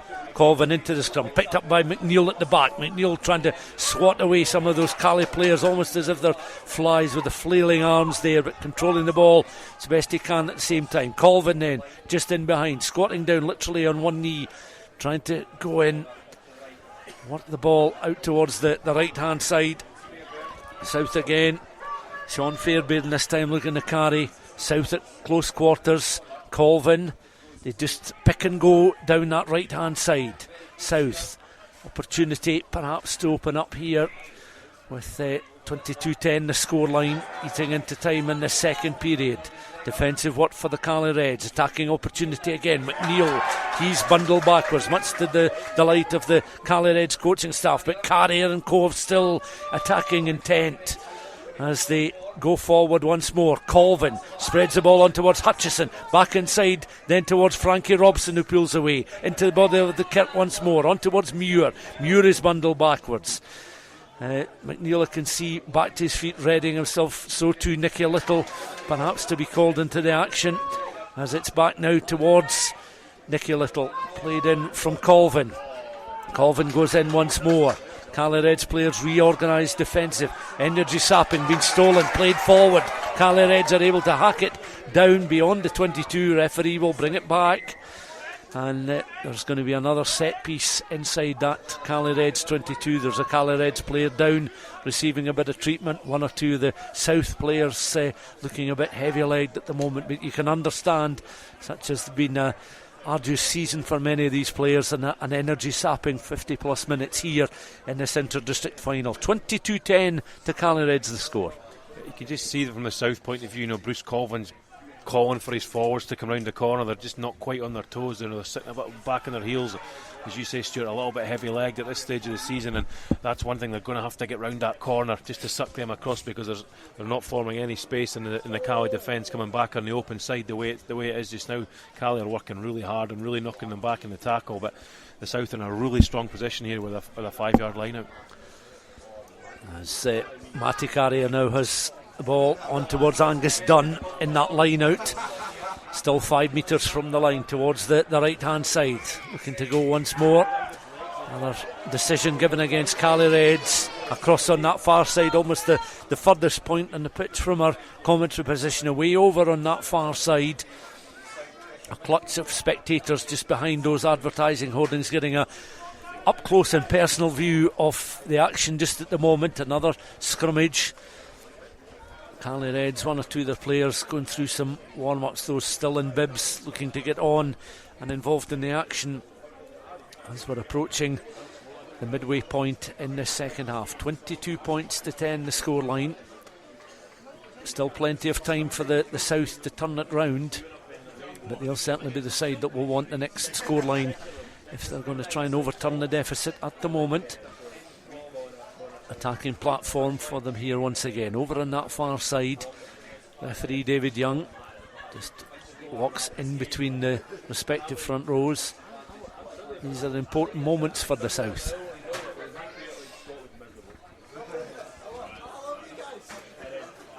Young positions himself once again. Colvin comes forward, ball tucked under that right arm. Still looking in the direction of Hutchison. The right winger sitting just tucked in behind Dwayne Patterson. Ball in then from Colvin. But a movement, you can see Bruce McNeil's studs digging into the turf there, forcing them back, getting up towards the line. It's a steal though, and the Cali Reds are up towards the edge of the 22. Russell mopping up on the edge of the 22, and Cali Reds then playing it forward, accelerating away. Patterson, the deepest lying player. Innes with that kick downfield. Patterson from outside his 22 plays it right footed downfield. It bounces once. Murray Toki now. Again putting the weight onto the left foot. Conventional pass out towards that left hand side, a floated one, and Cali Reds have it right on the halfway line. Russell towards that left hand side, going again now. Jacob Ramsey with the blank jersey up towards the edge of the 22. Ramsey still going. The offload, they're working it down the left hand side into the 22. Little exchange, and they're going to be in underneath the posts. It's Russell this time. Again they find some joy down that left hand side. Again it's a forward who opens things up with Jacob Ramsey with the initial run, a good 30-40 metres where Ramsey was involved, and it was Russell that finished things off down the left hand side. We felt that from a South point of view they really needed the next scoreline when it was 22 points to 10. Well, it's now 27-10, and the South have got a fair bit of climbing to do now. Yeah, I mean, all credit to Cali Reds there for finishing that off, but again it came from a South error there, lack of control at the back of the scrum, because it was a very dominant scrum there. Bruce McNeil just couldn't quite keep control of the ball, and Cali Reds broke from their own goal line and went the whole length of the field to score. And really impressive from them, but very disappointing from a South point of view. They had the control of that game, had the territory, and unfortunately for them, just couldn't keep hold of the ball, not clinical enough. And the Cali Reds did the rest. Yeah, it was good in it, Lincoln play, but it's errors from the South. There's been two occasions in this second half where the South have made errors and they've been heavily punished by 14 points because the conversion successful as well. So the South trailing now by 29 points to 10. That's a huge deficit to try and overturn, even if they start playing incredibly well in the final 20 minutes. Yeah, they've few rough edges in their performance, but many of these players will have had a season to remember. Plenty of them involved with Hawick at various stages of the season with their championship and cup success. But in terms of Cali Reds, in terms of the North and Midlands, they had a shared championship with Glasgow in season 74-75. And then, of course, outright winners in 96-97 as the Cali Reds. That loose pass going underneath the legs there of Struan Hutchison, just beyond that 10-metre line. Penalty decision giving against the Cali Reds. Faulkner backs away. South eager to get on with things. Up towards the edge of the 22. Deft handling. Dodds out towards this left-hand side. The South looking then to make some ground on the left-hand channel with McKean. He's stopped just short. Muir takes it forward. Still 5-6 metres short of the line in between the 5 and 15 channels on that South left-hand side. They ship it once more. South have made some changes. We'll bring you confirmation of those in a second. One of them, incidentally, is Gareth Welsh. He's over the ball at the moment. But the referee has lost patience. He has. 3 breakdowns in a row there. Could have given a penalty, and he's obviously seen that, the official, and he had his arm out at every breakdown there for the last 3 phases, and all credit to him, he's stuck to his guns and sent the man to the sin bin. Yeah, another yellow card for the Cali Reds, coming at the scoreline 29 points to 10, so their second yellow card of the second half as the South go to the corner, and you feel that they must come away with a minimum of 5 points from this attack just to get them going again. Yeah, I felt that was the choice. Perhaps when they opted to go for the scrum was to go for the line out, but we'll wait and see. Taken on there by the South.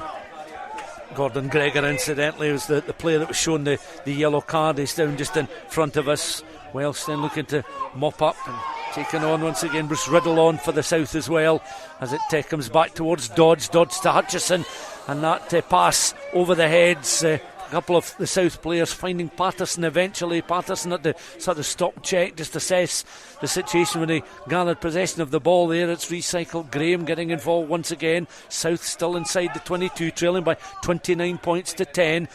Shipped out there by Welsh on towards Patterson. Patterson just delaying the pass. The South extra men over on that right hand side. The referee has a long hard look, raises the arm, and the South do hit back with a try on that right hand side. 29 points to 15, and Kirk Ford, the fullback, just peeling away on the right hand side, positioning himself to finish off that move, and Ford is in for a score, and the Hoyt man has reduced areas 29-15. So this time the South are able to make the Cali Reds pay when the Reds have a man in the sin bin. Yeah, just earning the right to go wide. I think the inclusion of Gareth Welsh has just maybe brought a little bit more energy. That's not a disservice to Bruce Colvin, because he's went a full tournament of sevens yesterday. I just think he's maybe just brought that little bit of fresh legs onto the pitch. He's got a little bit more tempo in the play, so when the South are getting in behind, he's actually making people work hard to get round the corner now. And they earned the right to go wide there, managed to stretch the team and then just pick them off, accuracy, and score in the corner. It's a big kick here for Craig Dodds, because if he gets this, it makes it a 2-try game. Dodds from out wide on the touch line, drifting just across the posts. So it's 29-15 the scoreline as the assistants head back to either side of the halfway line, the touch line, and 29-15 the scoreline. David Young back on halfway. Sandy Watt has come onto the field of play as well for Dwayne Patterson. And Dwayne Patterson was instrumental in that build up to that last try. And he did really well, evading a couple of challenges just to keep the momentum going. He's been replaced, so a bit of fresh legs on the wing as well. 70 years on from the inaugural championship, this the inter-district final of season 2022-23. GHA and Rangi Jericevich, one of the key components, the key instigators in reviving the championship, and the crowd watching on as Glasgow defeated Edinburgh a little bit earlier on in the warm-up to this final. Welsh with the box kick.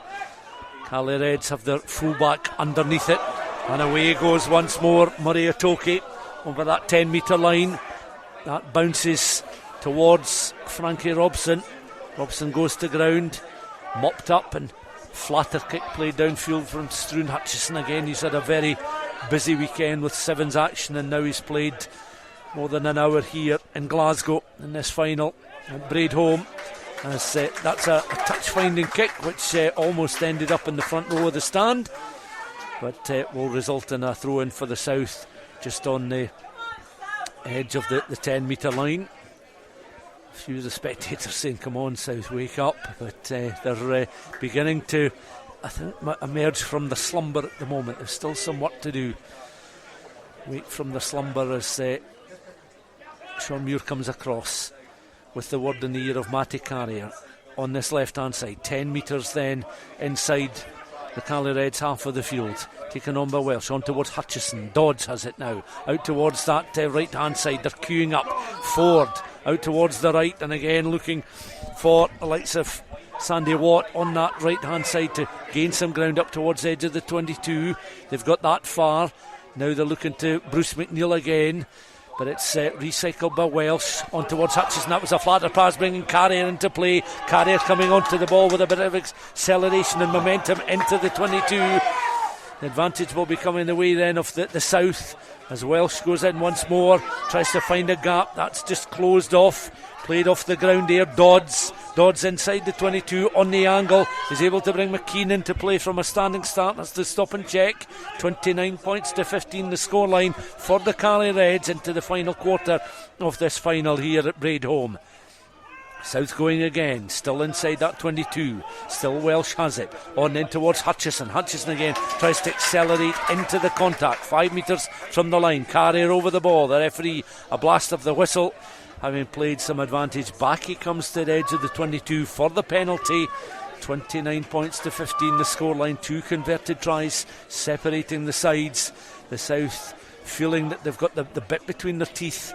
They can see the clock just on the changing room stand there. The digital clock showing we've played 23 minutes of this second half, and the South kick to the corner again.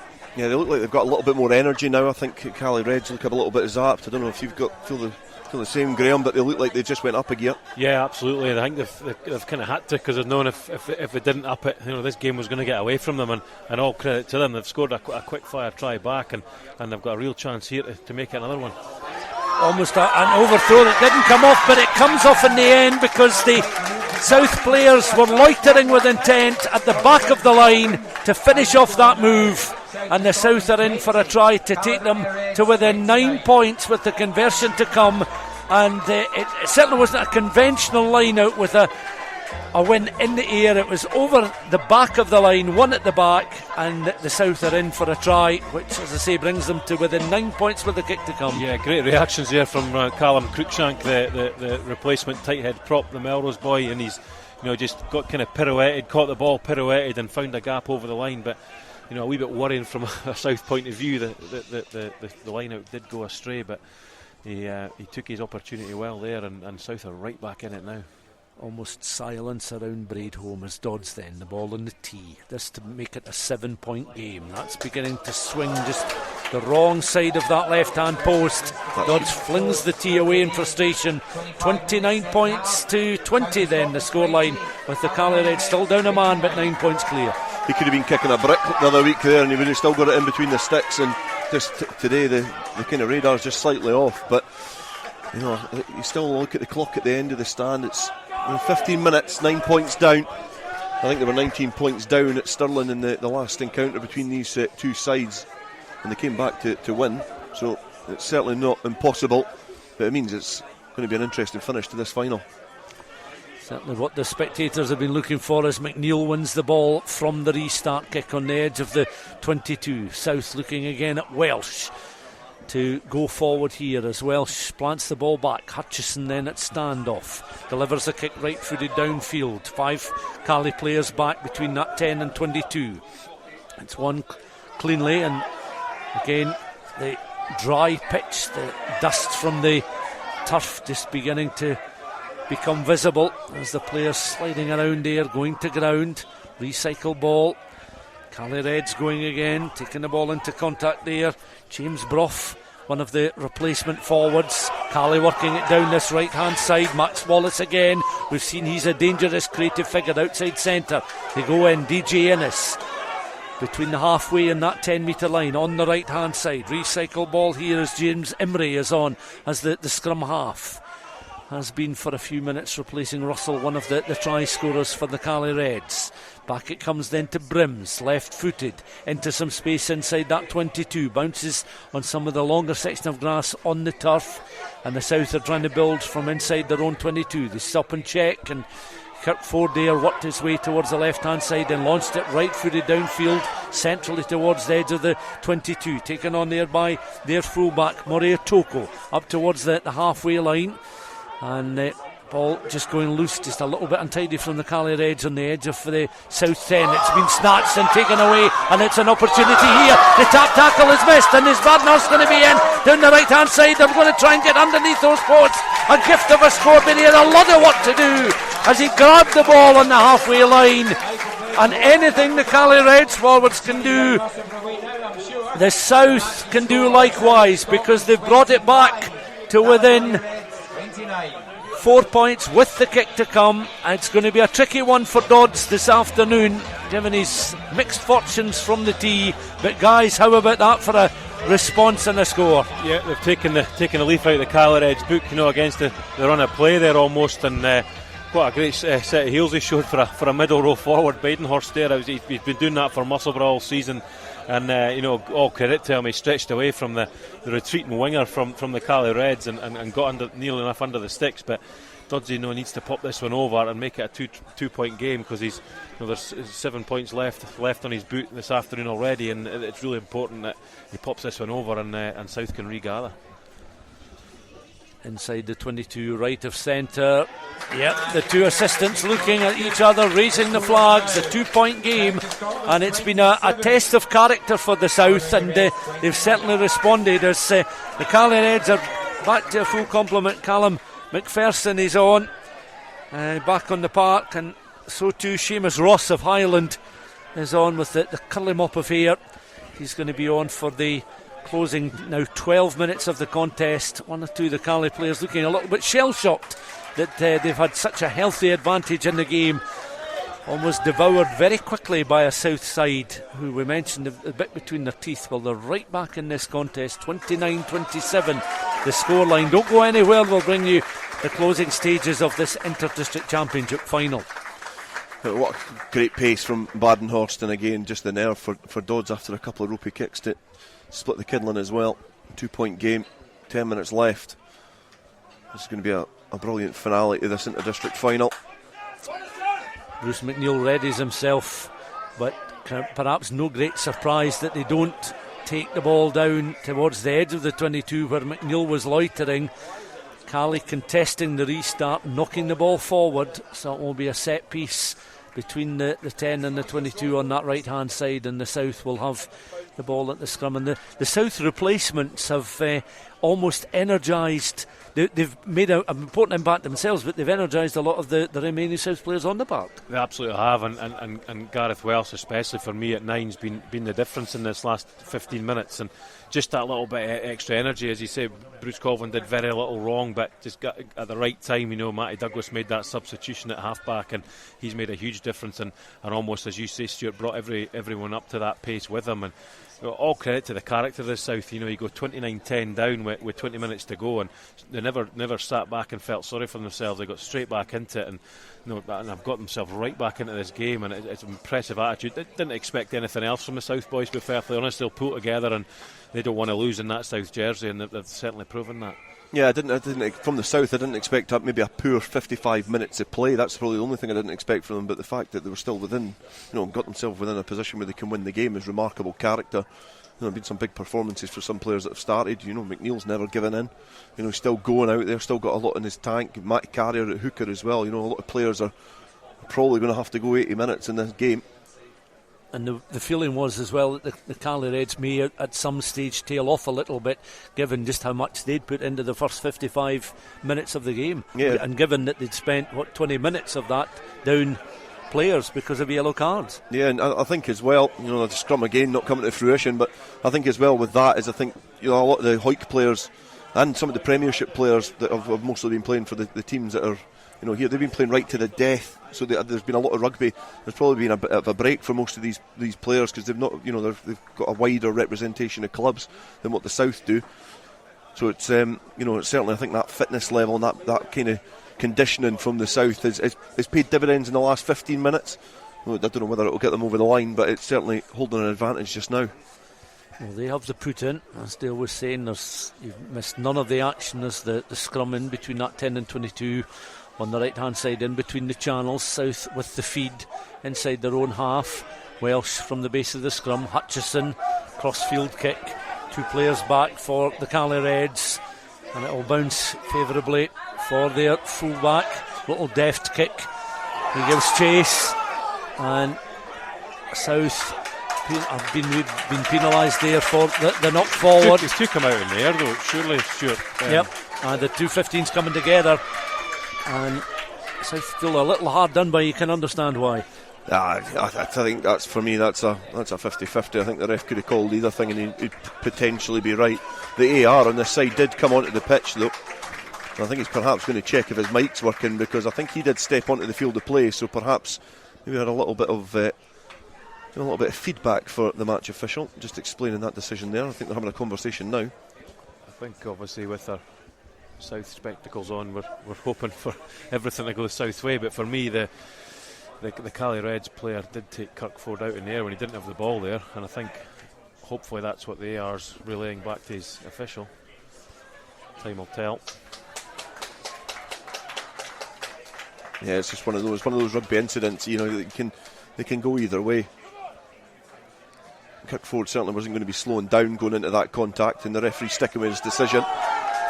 And you just wonder here whether the South just turn the screw at the scrum, try and put a bit of pressure on this Cali Reds pack and make a mess of it, similar to what Cali have been doing to the South for the last 65 minutes.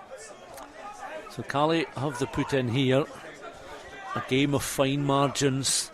Cali Reds with a disallowed try in that first half, but I think had the try been awarded, the South would have been aggrieved at a incident earlier up in the build up to the move that had been spotted by the officials, recognised.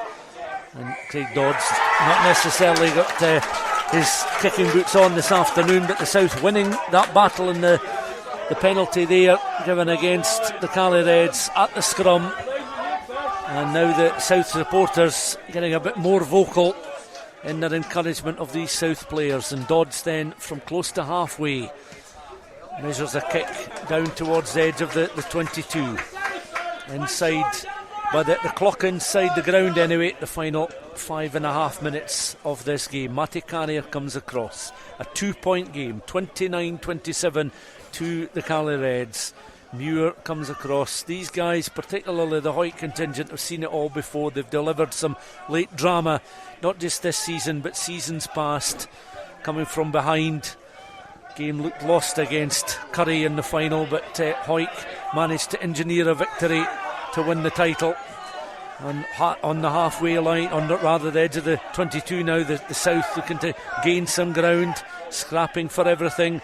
Cali under pressure here. This is going to be a test of their mettle now, having had such a lead. Devoured in the second half by the South, but the South still trail. McNeil going from the very front just now, on the turf at the moment, the 39-year-old. South still scrapping for everything, getting closer towards the line. It's all the forwards just now. Shawn Muir is bundled backwards. Comes back now, ball goes loose. South should be able to protect and do. Bruce McNeil, again, he's forced backwards. Cali Reds looking to seize on any opportunity to escape from the 22. Referee adding to the drama inside that 22. Back they will come. Welsh has the ball tucked under his left arm, so it'll be a penalty here for the South. And the referee having a word with one of the Cali players. He's already yellow carded 2 of them. And the word in the ear there of Sean Blair, the co-captain. Meanwhile, Gareth Welsh then. The South are going to go for the post here. Of course, a point at this stage. 3 points would give them a 1-point lead. And Dodds then has this penalty goal attempt to give the South a 1-point lead with 3.5 minutes plus any added time left in the game. That's a huge kick for the inside centre. Yeah, I'm not going to predict the next 20 seconds, but there's not a lot of players in Scottish Club Rugby that I would want placing a ball on a tee just now. So this is a huge kick in a game which has been quite patchy from the boot. It's one of those ones where you wonder, should they pop it in the corner and go for the 7 points? But when you're 2 points behind, you feel this is the right decision. As long as he knocks it between the sticks. Dodds then for the lead. Ball on the tee just outside the 22, 13 or so metres in from touch. Here he goes. Swinging in nicely, he's given it plenty of lick there, and the South are back in front. They had the lead inside the opening 2 minutes with a Craig Dodds penalty. They now lead by a single point, 30 points to 29. The Cali Reds going to the bench, and they bring on Aaron Hayne for the closing stages, and the Cali Reds now go chasing this contest. A point behind, just over 2 minutes of the game left to play. What a shift from Shawn Muir and Matty Carrier. Matty Carrier's not played a lot of 8 minutes this season, and that's remarkable to go about 78, but this is now a different game that the South are playing. They have to be really, really cautious and be disciplined. Little blast of Europe's the final countdown as that kick goes closer to the 10 than the 22. South had players up very quickly to win possession of the ball. It's a long way out for them to try and close out the game with a passage of play here as Welsh then squats down as if he's going to deliver the box kick, which he does now, down the South right hand side. They look to try and accelerate into the contact situation. The Cali Reds are able to win the ball just on their own 10 metre line. Now it's all about composure here as the South have got a high defensive line led there by Dodds. Cali Reds looking to try and find a little bit of space. Nice little offload up and over halfway. Still they're going. It's the replacement scrum half scrambling for everything. James Imrie up between that 10 and 22. Ball was stolen, but the South penalised between that 10 and 22. Now what will the Cali Reds do?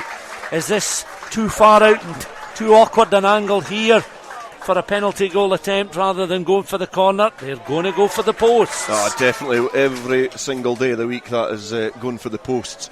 It's just how quick has Glenn Fauld's got into this game, because this is a huge kick. We said that about Dodds' one before, but it's to bring a team from the death back into, take them into the lead. This is a big kick. A bit further out as well. It's all about confidence from the boot. He goes through the motions, placing the ball on the tee now, so just slightly right of that right hand post as they'll watch on. A very obedient crowd inside Braidholm as well. Silence around the ground. He then has a look up at the posts, falls down at the ball, up at the post, rocking back and forward from side to side. Here he goes then to give Caledonia Reds the lead once more. Ball looks straight and true from here and is, and the Caledonia Reds are back in business, back in front. Glenn Folds with the penalty goal, and it's the Caledonia Reds 32, the South 30. The clock inside the ground shows we've played the 40 minutes of the second half, so we're into the dying embers of the game. Dale, have we 1 minute left? 1 minute left. Just seen the assistant referees signal it to the Cali bench, and the one raised finger in the air is signalling that there's 1 minute left, so pressure needed here from the South. And a knock on from the Caledonia Reds as they knock the ball forward from the restart kick. Glenn Folds from the kick-off seemed to injure himself. He's back on his feet, and the Caledonia Reds, well, that's just going to add extra anxiety to the players and the supporters that they couldn't get a clean take on that, Glenn. That Kirkford kick-off there on the edge of the 22, and this is classic club rugby level stuff, this, when it closes out with a handling error and a platform for the South. The door not firmly slammed in their face, still slightly ajar. Can they find a way of getting in front and snatching a victory? I'll tell you what, this is going to be a big passage of play for the referee as well, especially at these scrums. There's big decisions that could potentially need to be made. Big characters as well. Just need to be patient though. You know, it's not last play yet, so they just need to have real patience here and keep hold of the ball and just be really clinical. If it takes 20 phases, it takes 20 phases to force something, whether it's a try or a penalty. They just have to really make sure they're accurate in everything they do. All about composure now. Welsh then taps, squats down, works his way around to the back. McNeil tapping it with that left boot. The referee David Young watches on. The South now inside the 22. Cali looking to force the issue. The penalty conceded inside that 22 on the right hand side. The South peel away. Welsh has the ball. The referee then with that right arm raised on the angle, and they're going for the posts, the South. Dodds then from out on that right hand side in between the channels, and the Caledonia Reds heading back towards their posts, well, inside the 22. One or two of the players just behind the posts, and it's been a bit of a kicking duel under these watercolour grey skies at Braidholm. Oh, I've not been this nervous in a long time. I don't know how the players are feeling, but I'm struggling here. Toiling. It's a fitting end to an inter-district championship, though, isn't it? It's not been a classic, but it's been a great game of rugby for the neutral to watch. It's been end-to-end stuff. There's been mistakes, of course. There's been mistakes, but it's very, very tense here at Braidholm. Dodds ball on the tee again. Again rocks back and forward, side to side, arms by his sides, onto the tiptoes, and then the weight back onto the heels. Glances down at the ball, up at the posts, a couple of steps backwards, onto his tiptoes. Clean strike of the ball. Now where's that going? That's wide of the uprights there. The Caledonia Reds bench come flying onto the field. Craig Dodds just wide of the uprights, across the front of the posts. They gambled and went with their inside centre to kick them to victory, but it's the Caledonia Reds that win by 32 points to 30. They emulate the success back in 96-97 when they were outright championship winners. Of course, as North and Midlands, they shared the championship with Glasgow back in season 74-75. So for players in this part of the world, past and present, this is an important afternoon for them as they seal success in the revived inter-district championship in the most dramatic fashion possible. Glenn Folds' penalty goal a minute from time, eventually seeing them over the line. Craig Dodds will cut a disconsolate figure, a case of what might have been for these South players. Many of them will have had an unforgettable season, particularly those representing the South from Hawick, but it wasn't to be for the South this afternoon, and the Caledonian Reds will take the title. Reminder then of the final score as we'll hear from the guys alongside me. It's the South 30, the Caledonian Reds 32. This is Borders Rugby Radio. Dewar & Partners provide a comprehensive range of mortgage and insurance solutions in conjunction with leading product providers. We are innovative, imaginative, proactive and forward-thinking in our approach. Our philosophy is simple, in that by providing the highest level of service possible, maintaining a close liaison with our clients and offering genuinely sound advice, we are providing our clients with a highly professional and rewarding service. For more information, contact dewarandpartners.co.uk. This is Borders Rugby Special on Borders Rugby Radio. Well, certainly if you're a South fan, you'll be deflated at that. 32 points to 30, the win for Caledonia Reds. But you have to say, we've got Dale Clancy and Graeme Dodds been watching it on the edges of our seats. Fair play to Caledonia Reds. They deserve that. Yeah, you look at it for what it is. Inter-district championship, it's been rejuvenated this year. It's been, even both the games that you look at, they were narrow. They were both really, really tight games. It went down to the last kick of the season. In Cali, perhaps for 60 minutes with a better team. South maybe just had a little bit too much to do. They left themselves far too much to do in the end of that game. But, what a remarkable game. It was interesting, it was absorbing, it was tense at the end. It was the grandstand finish that you would have wanted. Doddsy steps up, chance to, pluck it from the fire. It just goes in front, and that's sport. Somebody has to win, somebody has to lose. Unfortunately for us, South of Scotland had to lose, but what a character in the last 20 minutes. It was, because they hit that magic figure again, didn't they? 19 points adrift, which they were against Caledonia before, and they did get past them. They got the next 20 points, and then of course that Glenn Folds long kick, and tremendous composure from him as well, because he had just literally come onto the park. Yeah, good on him. Good on him for coming onto the park and having the composure just to pop that one over. But obviously, me personally, I've got red and white tinted glasses. But if you're a Cali Red, you'd have been pretty devastated if you'd lost that game with the way the first 60 minutes went. So, obviously disappointed from a South point of view and gutted for the boys. Know a lot of them pretty well, but Cali Reds showed great character to hold out there. And yeah, Dodds had a chance at the end there to take the spoils and slot it over, but not to be today. He'll get another day, as many of these the guys in the South jersey they'll get another crack at this. A couple of yellow cards, of course, for Caledonia Reds as well, and that was the opportunity for the South to get points on the board with spending 20 minutes playing against 14 men, and you have to say they didn't take the chances. They took some of them. I think they maybe never capitalised, but there was just a different sheen on this South side for the first, I would say, 50 minutes. They just looked a little bit shell-shocked at the intensity that Cali brought to them. And you've got to say that Cali were always going to have a drop-off, but they managed to exert themselves so much in the opening exchanges that they got a big enough buffer to get them over the line. They almost dropped it. There was almost that chance that the South, when they got that penalty from Dodds, it looked like they potentially had won it, but in the end they just come up short. Unfortunately for them, Cali are the team that won it. But looking at it as a rugby game, it's they were remarkable throughout. Cali played some brilliant rugby, some great scores in there for both sides. It was a good game as a neutral, great game of rugby. And eventually it's Cali that pick it up.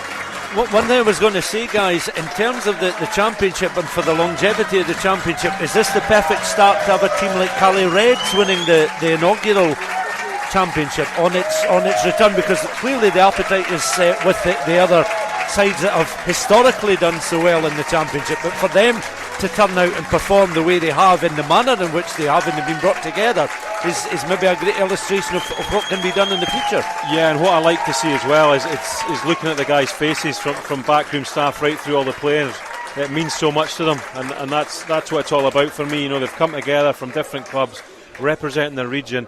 And as you say, Stuart, it probably is the best way that this could have probably panned out. Obviously, we're biased here from the south, but we're disappointed for them. But from a Cali Reds point of view, as I say, right through their coaching staff, they've been really passionate about this. It's meant so much to them. They've celebrated the tries like they've won the World Cup, which is absolutely fantastic to see. It's meant so much to these guys, and yeah, all credit to them, and let's give them the credit that the Caledonia Reds deserve. Yeah, because you look at it, if you think about the season as a whole, this is club rugby, right? This is a club, a GHA, driving this initiative to come back. Something that's, as you said on commentary, 70 years since it was first established.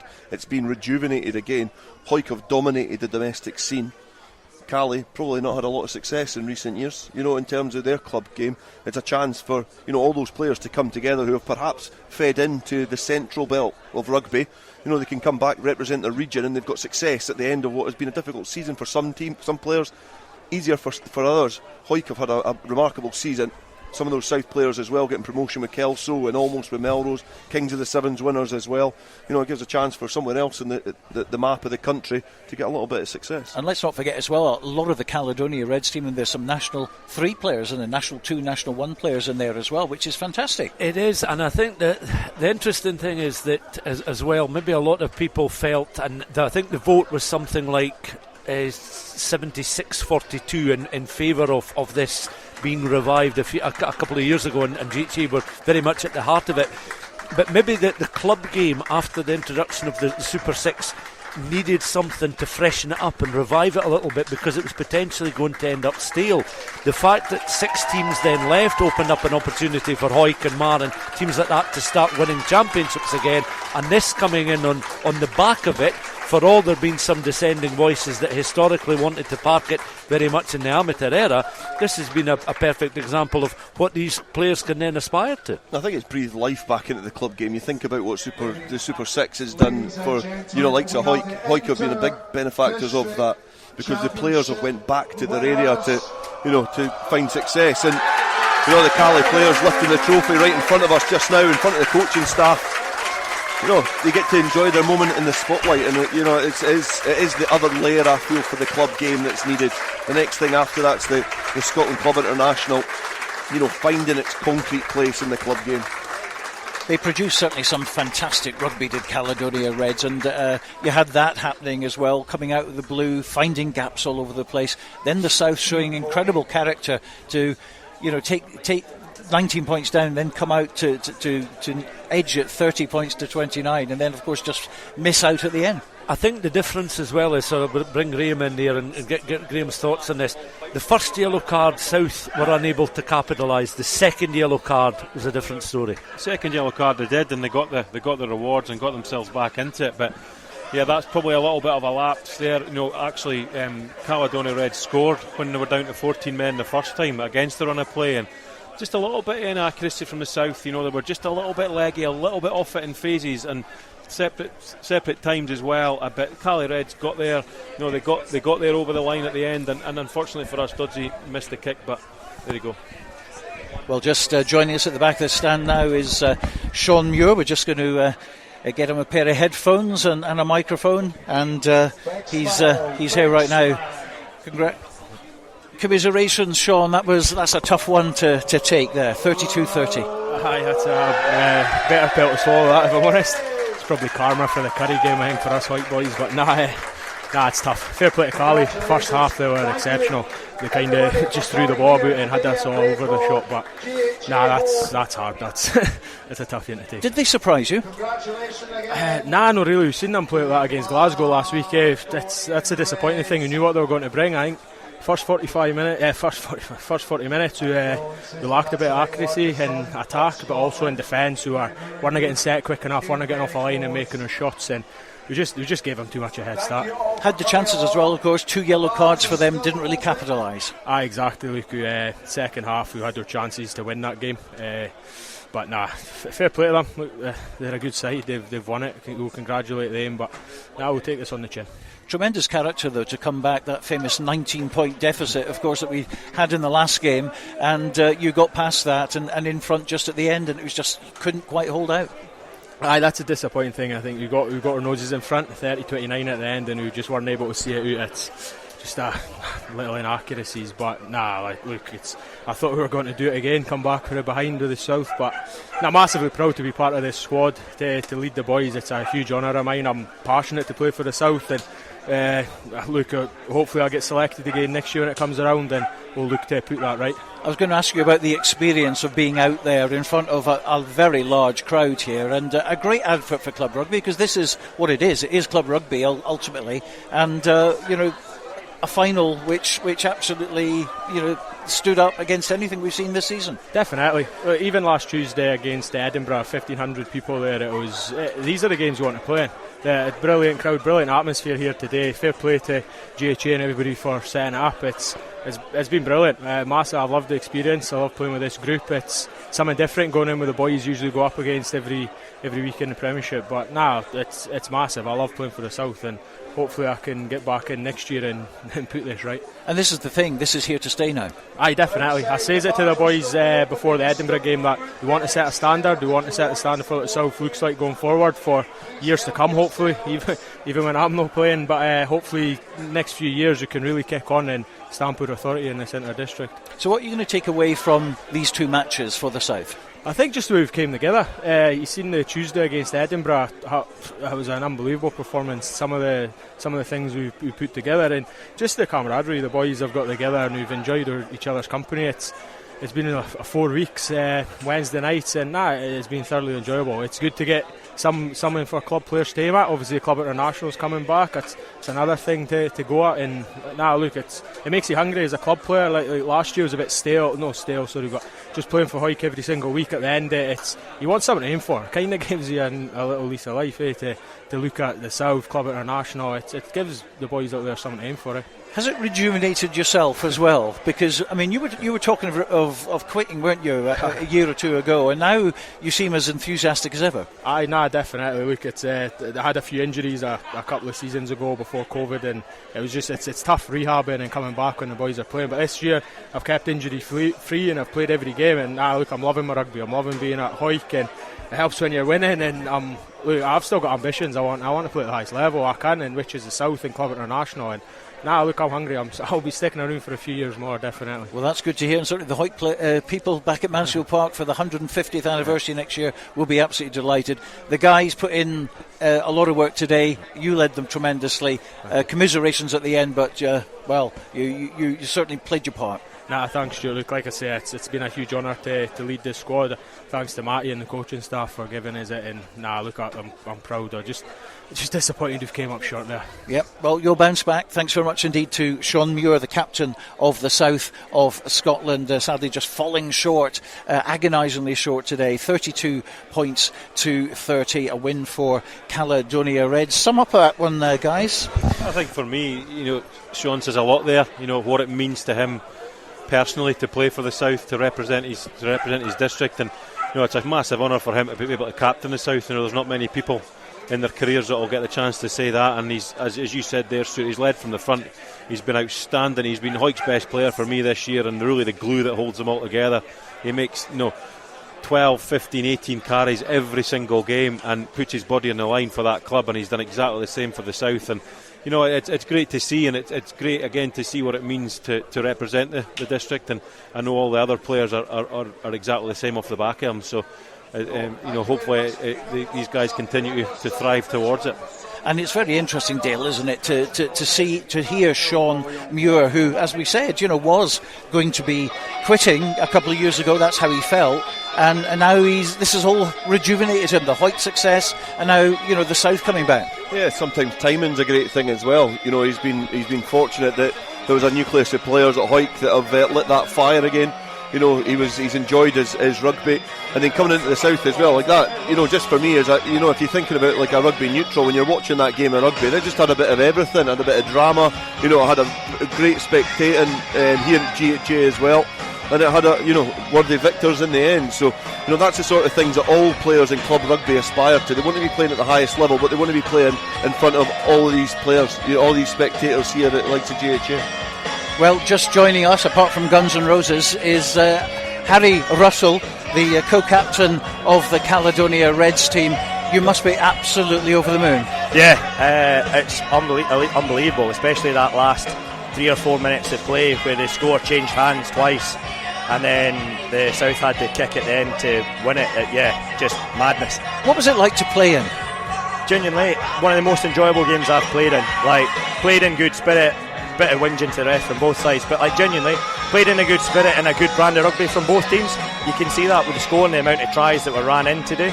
It was fast, it's frenetic, but the actual quality of it I thought was exceptional. Well, 6 years ago, of course, it was a 19-0 deficit. Yeah. It got to a 19-0 deficit today, and back they came again.